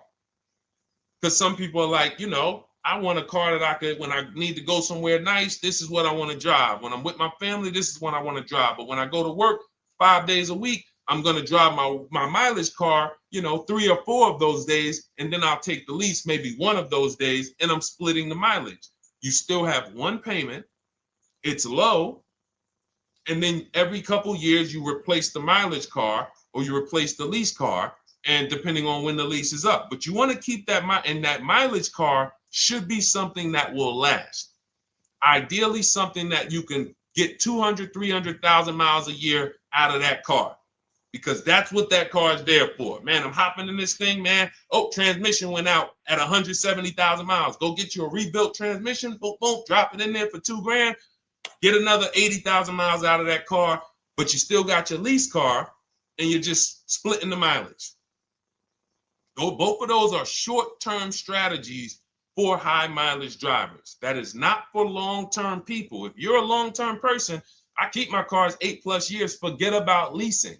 You should just be finding the best deal, below market purchase, keep the car, something you can keep for 8+ years. You can put 30,000 miles a year on a car 8 years in a row. If you get the right car, and in 8 years, you got 240,000 miles, and then you replace it. Forget about leasing. This is only for you guys not keeping your cars 8 years. You're getting killed on depreciation. You're paying tons of money. This is you are the people who should be leasing. Okay? So everything we're talking about this is the Cars from Home system. We teach this. I'm not freestyling this. This is in my book, digital book, Cars from Home, 7 Steps to Saving Time, Money, and Avoiding Dealerships. We have two strategies for high mileage short-term drivers, 1 strategy for high mileage long-term drivers. And so if you want your copy, you can get it for 75% off. That's our welcome offer to you. As a 30 minutes. Welcome. Thanks for being here. I want to reward you. If you want everything we teach in a step-by-step way, go grab your digital copy. It's in my TikTok bio. It's in my Instagram bio. Click those links. We also got a link in the YouTube comments and the Facebook comments.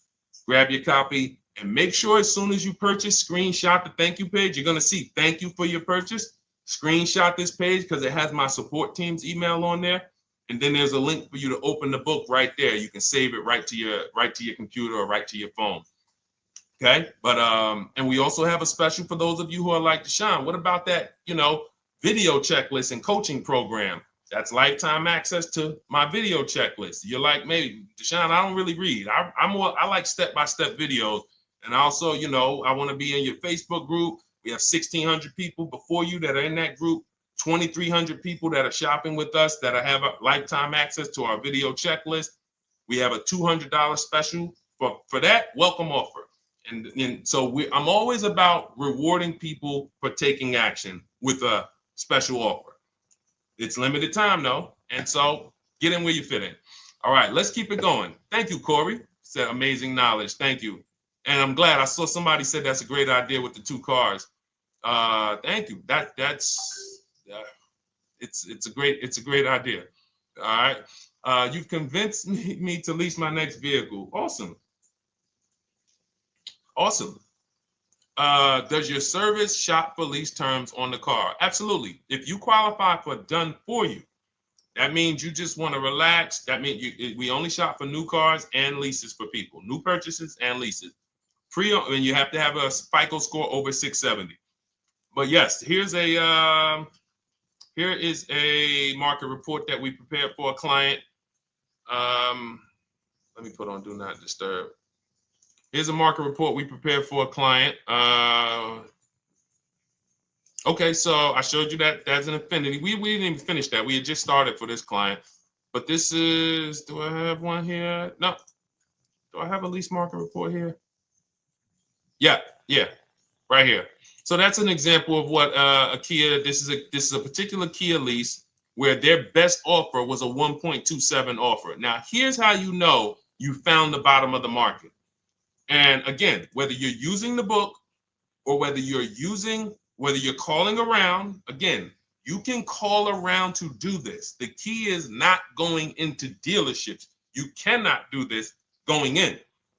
Once you get your offers, you know you found the bottom when your best offer is between $150 to $200 less per month than your worst offer. And if you're purchasing, you should see a spread of between $3,000 and $5,000 minimum between your best offer and your worst offer. That's when you know you've shopped correctly. Because until you find the 80% dealers, you have not shopped correctly. If you're like Deshone, these prices still seem close. You have not found, you're talking to the 80%. You haven't found the 20% yet. Because the 20% is going to be that $3,000 to $5,000 less than the 80%. That is just the numbers. That's the way it works. So yes, so when some cars you're going to see that the lease program won't allow for a 1.1% lease. The best offer, like we've shopped Hyundai Palisades for years, and I got my dad one back in November, and his best offer is like around 1.3, 1.28. That's the best I've ever seen on a Palisade. I've never seen a 1.1 on a Palisade.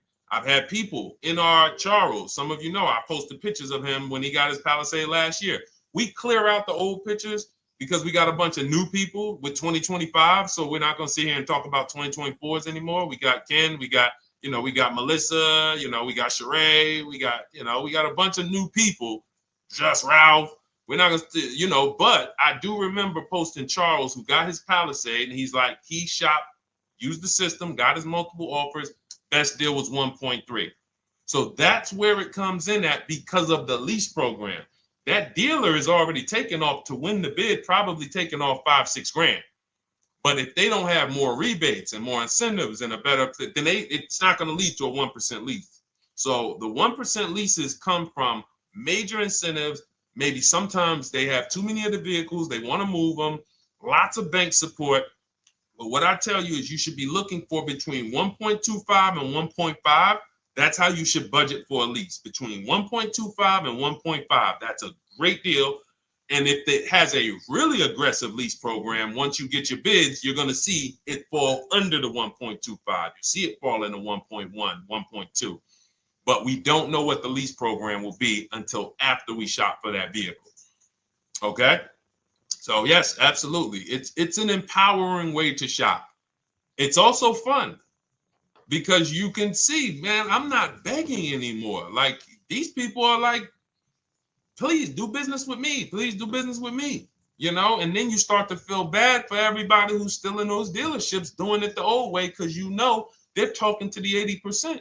There's no way they can win. They don't even know there is an 80% to realize that's who they're talking to. So when the dealer says, all right, I'll take off $4,000, they're like, wow, I won. Man, the dealer took off $4,000. But if they saw the whole market, they would understand that that dealer actually is overpriced by $7,000, $10,000. So taking off the $4,000 means nothing. It's just sad. It's a sad thing. And that's why I spend my time trying to convert you guys from negotiating one-to-one to getting multiple offers so that you can see for yourself. All right. Thank you, Julie, name Richardson.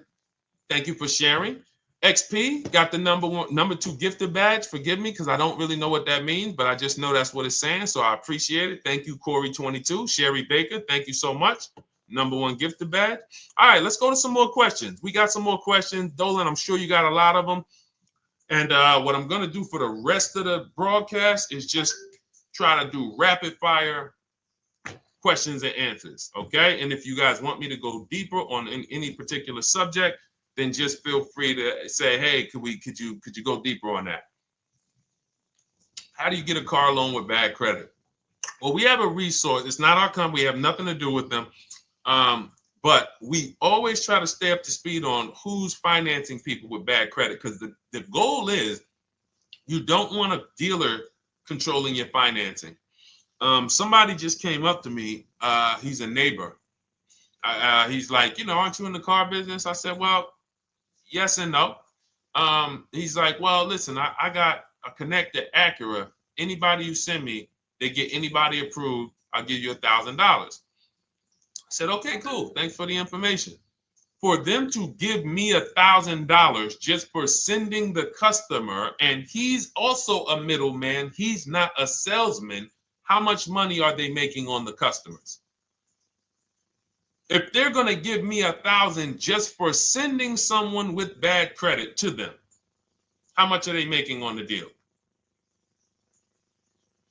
Arms Reach, congratulations. Just got my book. You use it when, please send me your email testimonial. Well, as you use it, just as you do your equity assess, everything, email me. Congratulations. How much are they making? We can imagine, right? If they're giving me $1,000 just for bringing them the customer. So this is what happens when you let the dealership control the loan. Because why do we separate? All right, I'm gonna break something down I call the 3 pillars of great car deals. Three pillars. You can't get a great car deal without maximizing each pillar. And some of y'all that have been with us for 3 years, y'all already know the 3 pillars. First, who you buy your car from. Second, who you get your loan from. Third, who you sell your old car to. That's 3 separate transactions.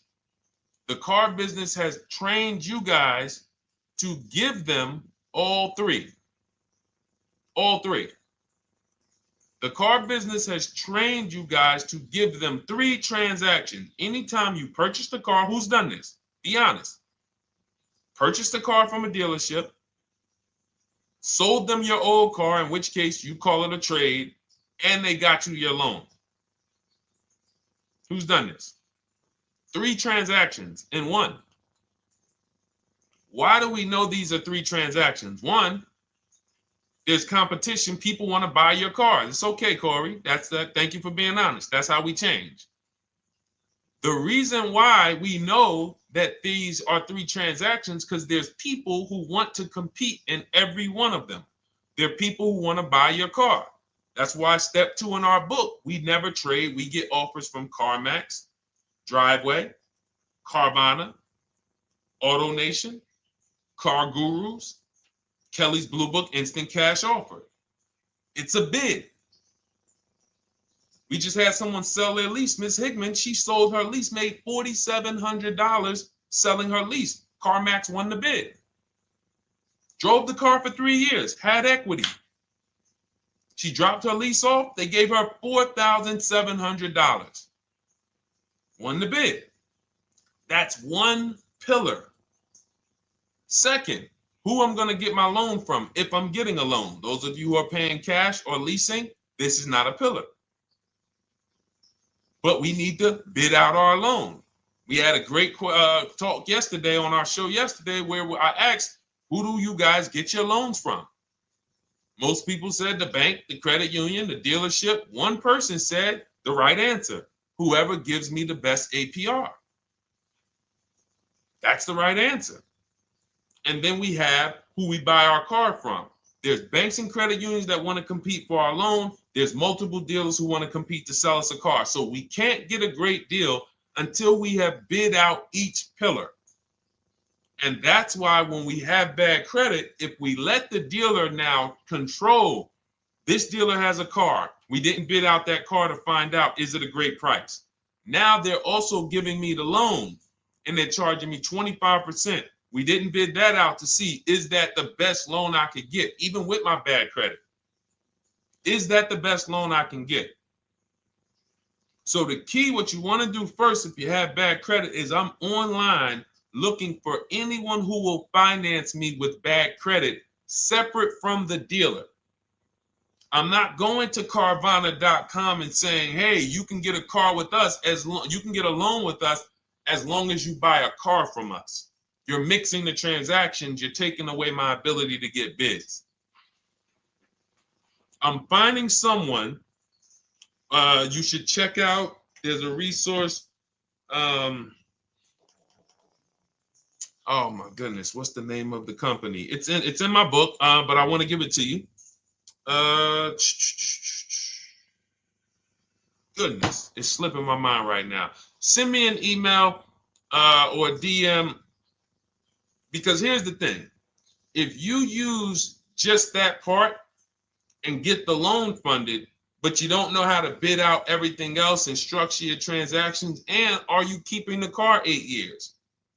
Because if you're not keeping the car 8 years and you're like, Deshone, I hear you talking about leasing. I'm not keeping my car 8 years, but my credit's not good. The only purpose, if you telling me that I could be driving brand new cars for cents on the dollar, but I don't qualify right now, this car that I'm going to get is to set me up. So I'm not going to get a $30,000 car. I'm going to get me a $12,000 car, $10,000 car, the cheapest car I can get a loan on, so I can establish a payment history. And once I establish a 2-year payment history, yeah, I'm going to drive a car less than what I could drive. I got the money. I could afford more than this. But you're not setting yourself up for the right transaction. You should be setting yourself up and saying, all right, I'm going to sacrifice with this car, drive something that I know this is not my ideal car, but I'm going to build 2 years of payment history. So when I go and I swap into my lease in 2 years, I'm out with a brand new car. I'm paying cents on the dollar, and I won. But it was a plan. It was a long-term plan. This is the second most expensive purchase of your life. You can win every single time, or you can lose and set yourself and your family back 5 to 10 grand each car or more. Every time you get a car, it's 5 to 10 grand more you're coming out of your family's bank account than what could have. Then you got the car breaking down. Now you got tow trucks, all because you don't have an actual plan you're rolling out. And that's what I see a lot of people do with bad credit. Oh man, I got bad credit. I'm just going to go and get me something. I could afford $600 a month. And they go and buy the most expensive car. But because 25% interest is on the loan, they're not getting the most car for their money. Now, 3 years down the road, they're going to pay the high payment, still have negative equity because the interest is so high, and then they go and swap and do it again. And because the payment's so high and the car is older, because they want something fancy, but they really can't get that because, again, the interest is high. That's eating into their budget. Now they're going 3 years down the road. They missed 3 payments. They were late 3 times, so they're no closer to leasing.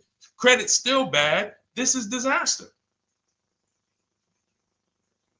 So if you're a long-term person, I break it down for you guys into two groups of people: long-term, short-term. Long-term high mileage driver, short-term high mileage driver, different plan.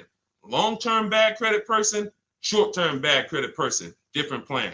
If I'm a long-term person with bad credit, here's what I'm doing: finding the absolute best car I could find, getting bids, either new cars or used cars. We got the strategies for both.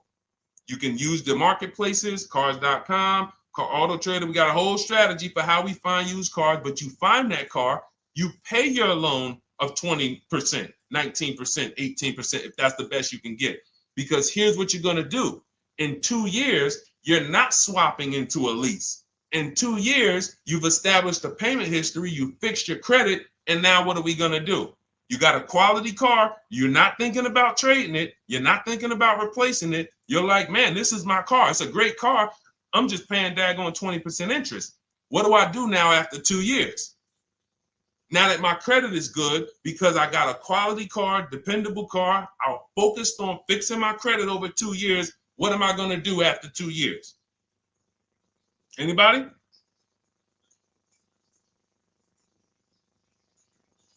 Thank you, Arms Reach. Refinancing the car. Exactly. Exactly. So that's the bad credit long-term strategy. Great car, dependable car, car's not going to break. This car is going to last me 10 years. Right now, when I bought it, 20% interest rate. That was where my credit was. But I worked on my credit. Boom. I'm a 690 now. I'm a 720 now. I'm refinancing that into a short-term, into a shorter-term loan, and I won. Pay this thing off, and I'm going to keep it. Nothing to talk about leasing. Leasing only comes into play where the 8-year rule is concerned. I'm not keeping this next car 8 years. I should be setting myself up to lease, or I should be leasing. That's how I'm going to save the most money, keep the most money in my bank account, have the best car. Not even close. Not even close. All the wins for the purchasers are after 8 years. People who are like, man, Deshone, I got a car, man. I had this thing 12 years, man. It's been paid off for 6 years. I ain't had a payment. I love it. Long-term purchaser. You won. You won. Who's in that situation? Who has a car outside that they've had for more than a decade? Paid off. You can give it to your son. You can give it to your daughter. It's an extra car. That's purchasing. That's the wins. That's what we call the reward stage of purchasing. But you got to get there. All right. All right, let's go. A lot more questions. We got probably another 20 minutes we'll stay on, so let's keep it moving. But again, Lend Buzz, that's the company. Lend, Lendbuzz. They started, I started seeing them about 18 months, 2 years ago, and they were loaning to people with, international students, people who didn't have credit. You want to try to find a place that will fund you independent of the dealership. That is what your goal is at all times. Independent of the dealership. Here, you qualify based on your income and your credit. You qualify for $18,000. Go find a car now. That is what you want. You don't want people mixing the bank loan with the car and two pillars that they are controlling. We're controlling the price of this car. We're controlling your interest rate. We don't want that. Yep, exactly, Cindy. For those who just joined, this is our Tuesday, May 6th live. We do these lives Monday through Thursday at 12 noon, so you can tell your friends, family. We wanted to now come up with a constant and consistent time where I can meet with you guys. If you don't have, if you can't stay the whole broadcast, we will replay these throughout the day because sometimes people got to jet back to work. They're watching us on the lunch break. You can catch up on the whole rest of the show throughout the day, all the way up until tomorrow, and then over the weekend, we'll play a whole compilation of all the shows for people who really want to dig in and hear all the questions that we answered throughout the week on, Monday through Thursday. But if you want to join us live, set your calendar, set an alarm, meet us on any channel. We're on TikTok, Instagram, Facebook, and YouTube on the Deshone the Auto Advisor channels, 12 noon, Monday through Thursday. All right. Let's go. Next question, Dolan. All right. What are your thoughts on purchasing used versus new? It's a great question, Kathy. For me, it's a matter of budget and values. It's only a matter of values if you can afford both. So if you can get everything you want in a new car for your budget, everything you want, everything that you need, and you can afford it in a new car, you have the option to choose both. So it becomes a matter of values. In my book, I teach, are you a person who's like, I want to reward myself. I only get a new car every decade. I'm going to keep this thing 10 years. I want the latest and greatest. Therefore, I'm going to shop and get the best offer, get me a below market purchase. Because y'all notice I always put in a caveat of a below market purchase, below market lease. That's all we're talking about here with Cars from Home. That's all we're talking about. You need to, every purchase you make or lease you get, you want it to be a below market lease or purchase. So now, if I could afford both, is it I'm going to reward myself with a new vehicle, or do I have these other values where I actually want to knock 20 to 30 to 40% off the price to get even more for my money? So that's really up to you if you can afford both. There's no right or wrong there.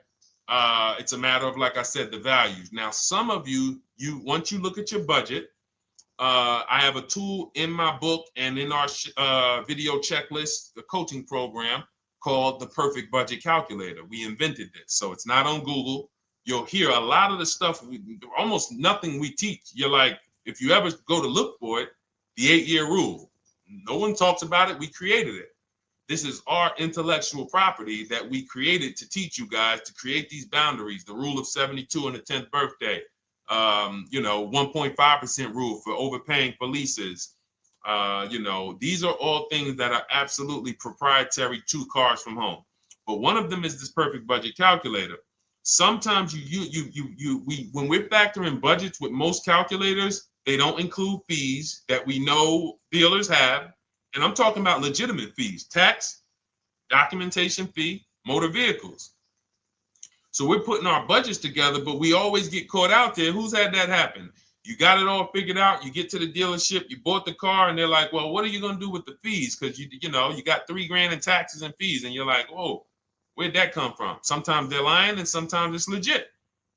But none of these calculators factor in the fees and everything like that. So we created this Perfect Budget Calculator that does.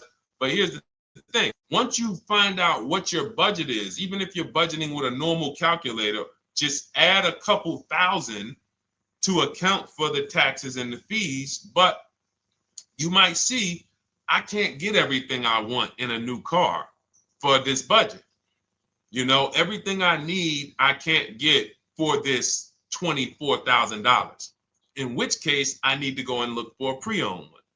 So that's why I said, in reference to your question, Kathy, what are my thoughts on purchasing used versus new? It's a matter of values and budget. Budget first, because budget will determine if you can afford both and get what you want. But if you can afford both and get what you want, then it's a matter of values. Okay? So again, everything we're going over is in my new digital book. It's called Cars from Home, 7 Steps to Saving Time, Money, and Avoiding Dealerships. It's 5-star rated. Thank you to everybody who has taken the time to rate it and review it on Goodreads.com. It means a lot. And we can't continue to get this information out without you guys. So we appreciate you. And you can get your copy instead of $97, you can get your copy for $24 as part of our welcome offer. So that's 75% off. If you go to my link in my TikTok bio, Instagram bio, the YouTube comments, and the Facebook comments, we have a link there for you guys. And you can grab it. It's a digital book, so you don't even have to wait. It'll be in your inbox by the time you jump off the stream. But make sure when you get it, you screenshot that thank you page, because it has my support team's email. Sometimes you may be rushing, you're trying to get back to the stream and you type your email in wrong.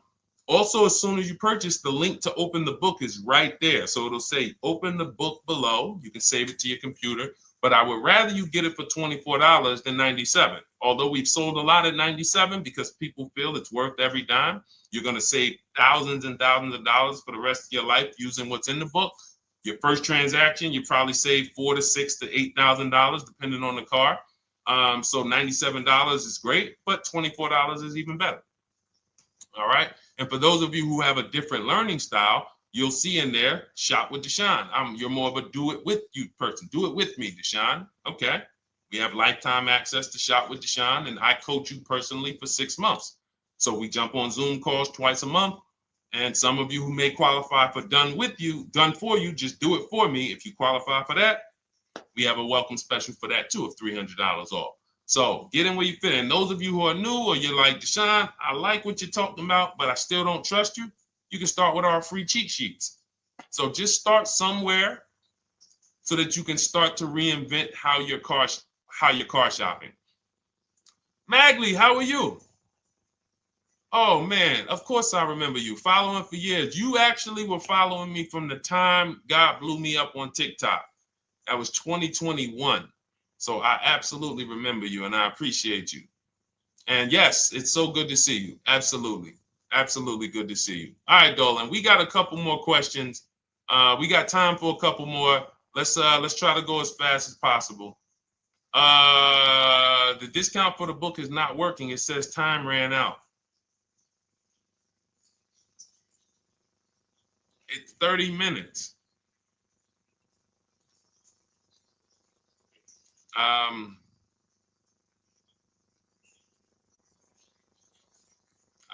don't know. I don't know. Y'all help me out. I don't know what to do with that. I'm sorry. If the welcome offer for $24 was not really 30 minutes, then that means I'm just lying to you. You know what I mean? I'm just like, oh yeah, it's 30 minutes, but come back in 2 hours and it'll still be, you know what I mean? It's, start with the cheat sheets. You know what I'm saying? Like start with the cheat sheets. Get yourself your free cheat sheets, and start there. And when you feel better about working with us in some capacity, you go to the next step. Start with the free cheat sheets. All right, let's go, Dolan. So I'm a new driver. Should I be looking to be an 8-year person or a lease person? Well, I'll tell you this. I got 3 young adults. 2 my daughter, my daughter who's 18, my niece who's 20, and then a young man that I, basically like a son to me who's in the Navy and he's 21. Well, he'll be 21 this year. So he's 20. Now, they all called me in the last 3 months because my daughter's getting her license. My daughter didn't call me. She's getting her license in the next, in June. And we've all talked about this. How should I get this car? Now, my situation when I was 22, I'd already bought a $500 Mitsubishi Eclipse. Transmission went out on me probably after 6 months. And then I bought a buy here, pay here car. This is before I got into the car business. I got into the car business, I was 22, working for Pontiac GMC Buick. So I get this buy here, pay here car. It was a quality Chevrolet Cavalier. I didn't know anything about cars, so I went to a local spot. They said, hey, put down this, just pay us $50 a week. So I did that. But 22, I had my daughter, and my boss says to me, hey, why don't you lease something? And I was already selling cars, but I just didn't think, could I even, qualify for a lease? I don't even know what I was selling them, but I'm just literally doing what most salesmen do. All right, he wants to lease. All right, what's the payment? Yeah, tell him it's this. All right, perfect. They said it's that. Oh, that's a little too high. All right, they said it's a little too high. All right, so that's what I was doing. I didn't really understand anything. That's most car salesmen. So I end up getting a Pontiac G6. I'm 22. I paid $256 a month. Now, it would have been less, but I didn't get a tier 1 approval because I didn't have, I think my credit was like mid sixes at that point. And you know, you really want to be over 670 to get most of the tier 1 approvals. But it would only raise my payment maybe 25 bucks. Wasn't a lot. Now I'm 22. I'm driving a brand new 2007. It's still 2006. 2007. I'm pulling up, brand new car, full warranty, $256 a month.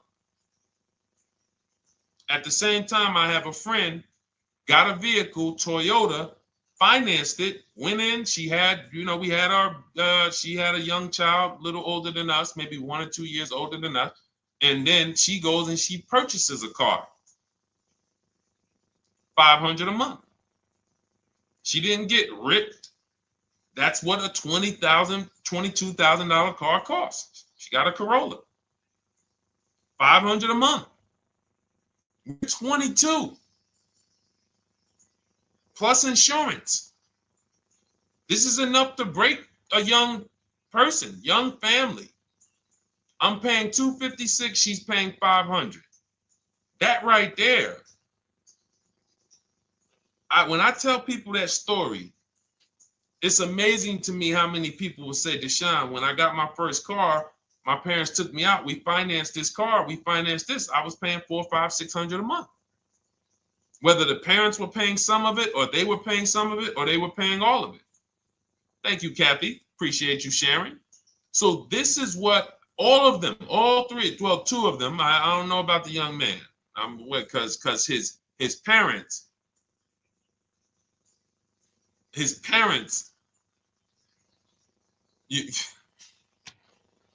I'm not going to override your parents. And if your parents tell you that they think you should buy a used car or buy a good, then okay. But I'm just telling you, when you see my daughter and you see my niece pull up in brand new cars and they have low payments and they don't have to worry about getting stranded on the road, hey, call the tow truck. Do we still have a warranty on this thing? So I would be telling, again, 8-year rule.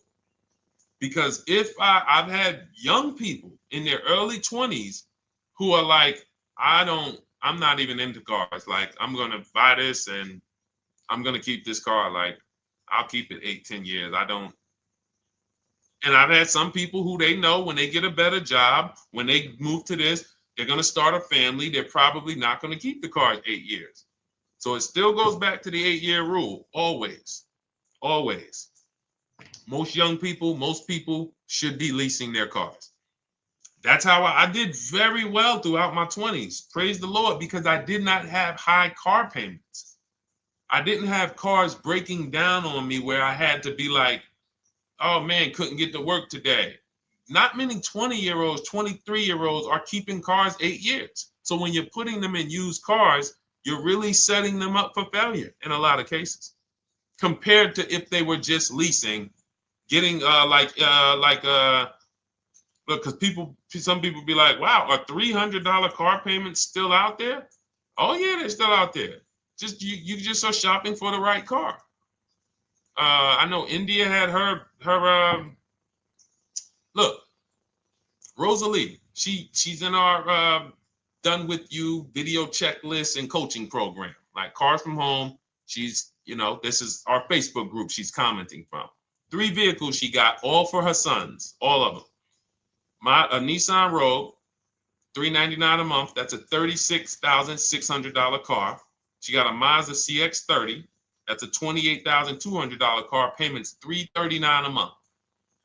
$339 a month. And then she got a Mazda CX-50 for her other son, $40,000. On top, we haven't even talked about the equity and leases and selling leases and, you know, really maximizing the equity, because she said she got $6,700 selling 2 of the old leases. $6,700. Drove the cars for 3 years, had equity, bid it out, sold 2 of them, $6,700. You're probably like, Deshone, I didn't even know you could sell a lease. My question is, how much has that cost you? So when you're looking at investing in anything we're doing, be it my book, be it Shop with Deshone, our video checklist and coaching, be it our Done For You program. One thing that we do covers everything. Your first deal, if you're moving, you're gonna be like, shoot, I got everything I just invested back times 10. That's what we hold ourselves accountable to. Just her equity alone, she made $6,700 selling 2 cars. Didn't even know I could sell leases, and I just put $6,700 in my pocket selling 2 leases. Whoa. So $300 payments. Those would be perfect cars for young people. $339, that's with no money down. Imagine if she wanted to put another $2,500 down, bring the payment down to, $275. This is the way to be moving. And those of you who are getting this, are you getting this? If you're getting this, type some dollar signs. Who's getting this? Who's getting this? Type dollar signs in the chat. Who's getting it? Let's go. Who's locked in? All right. I see you, Mario. I see you, Dane. I see you, Terry Carter. I see you. Who's getting this? Who else is getting it? Who else is locked in?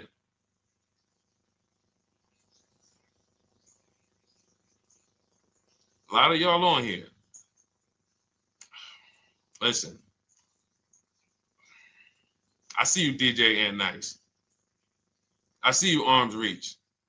And I can tell the people that's locked in because they be like, all right, Deshone, you said you're here for 90 minutes. I know we got about 3 minutes left. I mean, I'm hanging for this whole thing. I don't want to miss anything.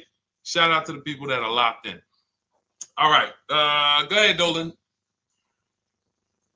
Should the out-the-door price include your trade? First of all, that's a curse word. All right, we're going to go back to that because I got out of saying that for a while. We do not trade cars. So you probably just popped in maybe about 30 minutes ago on the stream. We were talking about the 3 pillars of great car deals: who you buy your car from, who you sell your car to, who you get your loan from. You in order to get a great deal, a below market deal, you must get a great deal from each one, which means you bid out each one. I bid out, got multiple offers for who I was going to buy my car from. I got multiple offers for who I was going to get my loan from. I got multiple offers for who I was going to sell my car to. I bid out everything, therefore I got my great deal. If you bid out this, but you don't bid out this, and somebody you get an interest rate of 7.1 when you could have got an interest rate of 5.2, you lost $2,000. Depending on the cost of your loan, how much you're financing, you lost $2,000. Yeah, you did a bid on who you bought the car from, or you didn't bid out your trade, therefore you didn't find the highest bidder. You traded your car for 14. Another bidder would have paid you 18. You lost $4,000. So you got to bid out everything. That's why we do not trade. The only people that have to trade are people with a lot of negative equity who can't pay off the difference. And that's why I am the reason for negative equity is not understanding leasing. You buy your cars, take out loans, switch the car. Negative equity. It's literally the reason for negative equity is I should have leased, but I didn't. Now I have negative equity because I'm replacing this car with a loan still on it. So out the door price will not include your other car. And if I was trading a car, then yes, the out the door price would include the trade. But because we do not trade cars, our out the door prices don't include the trade. Let me show you an example of what our out the door prices look like. So these are some spreadsheets for our Done For You program where we shop for clients. You can see here, this is we shop for a Subaru for this particular client. In this case, look, and you can see the MSRPs for this car is an inexpensive car, $27,000, $26,000. Look at the out the door prices, 29, 30, 30, 29, 29. These are all out the door prices with the taxes and fees. So you can see these dealers are giving either no discount or a little discount. 27 out the door price is 30,000. But look at the winner. Look at the winner. This particular dealer won the bid at this particular time They're not going to win the bid all the time. In this particular case, they needed the unit. $27,900 is the MSRP. Out the door price is $27,463. The out the door price is lower than the MSRP. How? Because they took off almost $4,000 in discounts. Almost $4,000 in discount. So every time you shop for your used cars or new cars, this is how you should be shopping. If you're not leasing, this is how you should be shopping. I'm getting multiple offers, out the door prices, comparing who gave me the best offer. Who gave me the best offer? Oh, look, Daniel Thompson said, D, I'm bidding out to sell my car and got a $4,000 swing from the lowest to the highest bid. This is the people who you listen. If I can bring them on and have them talk, they would be talking to y'all about how different this is. I didn't bring you here on a Tuesday afternoon, or you're not watching this. If you're watching the replay later on Tuesday, or maybe, Wednesday morning, we go live at 12 noon, Monday through Thursday. So we replay the show just for everyone who missed it. You can send all your friends, family, go to Deshone the Auto Advisor's pages, watch the replay from today's show. But they know this is, I didn't bring you here to talk to you about hundreds of dollars. We are talking thousands of dollars at all times. There is never anything that we talk about that is hundreds. Let someone else talk to you about how you can save a couple hundred more per month. We might be talking about hundreds per month. That might be the only time we're talking about hundreds, $200 per month. But other than that, which equals thousands. We're not here to figure out how we're going to save $50 this month. No, this is big, huge money. So thank you, Daniel. Thank you for tapping in with that information. So, all right, listen, guys. Everything we teach is in a step-by-step format, because when it's not step-by-step, you'll get overwhelmed. When it's step-by-step, you can challenge yourself to stay right on this step, check it off, move to the next step. Check it off, move to the next step. Step 7 in our Cars from Home process is delivery. Step 6 is paperwork. Step 1 is the most important question, which is the 8-year rule. It's literally called the most important question. 8-year rule. How many years are you keeping the next car? Step 2 is the equity assessment. That's why you heard Wendell in his book testimonial. He said, I just completed the equity assessment and we got 30% more than the book value. Bidding it out. He said, I'm about to move to the next step. So everything we teach is step. Step 3 is deal structure, where we budget and we see, all right, how much car can we afford? What does a good deal look like? Step 4, we go shopping, which is choosing what we want. Shopping, looking, doing. We're not buying it. We're shopping the market. We're test driving. We are literally choosing what we want. Shopping, enjoying shopping. Step 5 is multiple offers. That's when we're in talking to dealers online, getting offers, getting bids. Step 6 is paperwork and protection to make sure that the offer we got is legit. We tied it up. Paperwork is right. We go over extended warranties, tire and wheel, maintenance plans. Do we need them? Key protection. Do we need any of this stuff? And step 7 is delivery. It is a step-by-step path. That is how people win. They're not coming into some college to learn how to be a car salesman or to learn everything I know. No, it's a path. So if you want the blueprint in book form, that's my digital book, Cars from Home, 7 Steps of Saving Time, Money, and Avoiding Dealerships. Normally $97, part of our 30-minute welcome offer. You can get yours for $24 in my TikTok bio, Instagram bio, the YouTube comments, and the Facebook comments. Click those links and then click the special $24 welcome offer. It's good for 30 minutes. And you'll save 75%. If for those of you who are like, Deshone, what about that video checklist? That is our Shop Done With You program. Cars from Home, done with you. You get lifetime access to everything we teach, all our below market videos, and it's short videos. I want you guys getting cars in 90 minutes. 90 minutes. Not shopping. The shopping might take you longer. Deciding what you want, you might be doing that for 2 months. But once you decide what you want, I want you to be able to get below market deals in 90 minutes. That's how I do it. We're not hours and hours to get these car deals. Some of these deals we make in literally 45 minutes over a 3-day period. So that is how we do it. And you'll have access to our coaching program. We do Zoom calls twice a month, first and third Wednesday. And you have a Facebook group with 1,600 people in it that have come before you in the last 3 years. And then for those of you who qualify for shop with done for me, just do it for me, Deshone. New cars, new cars and leases only. Credit score has to be over 670 FICO. Book a call with our team. Let's see if we can help you. All of those have welcome specials. The book is 75% off welcome special. Shop with Deshone is $200 off welcome special for 48 hours.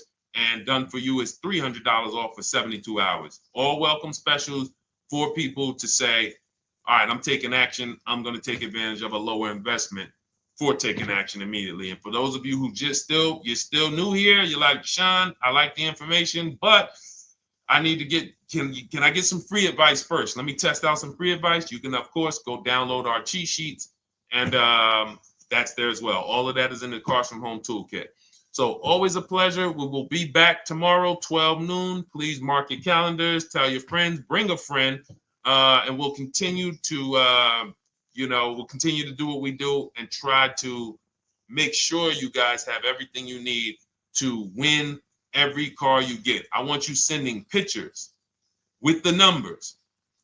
You know you've done it right when every car you get, you have pictures with the numbers. You know people who purchase cars all the time, all post their pictures. Hey, had to upgrade. Oh, just got this. Hey, had to treat myself. Oh, watch it now. But you never see the numbers because they really are not confident in the numbers. They don't want to talk about the numbers. Everybody who shops with us, whether you're getting our book, whether you're using our stuff, and sometimes people who they piece together my social media videos and they'll get it done. But they are sending the numbers. Look at what I paid for this car. Not only did I get a great car, but look at the deal I got on the car. That's when you know, all right, you understand this thing. All right, have a great day, y'all. See you tomorrow. And if you couldn't make the whole broadcast, feel free to watch the replay. We'll be replaying it throughout the day until tomorrow's show. All right, have a great day, y'all. Thank you. God bless you.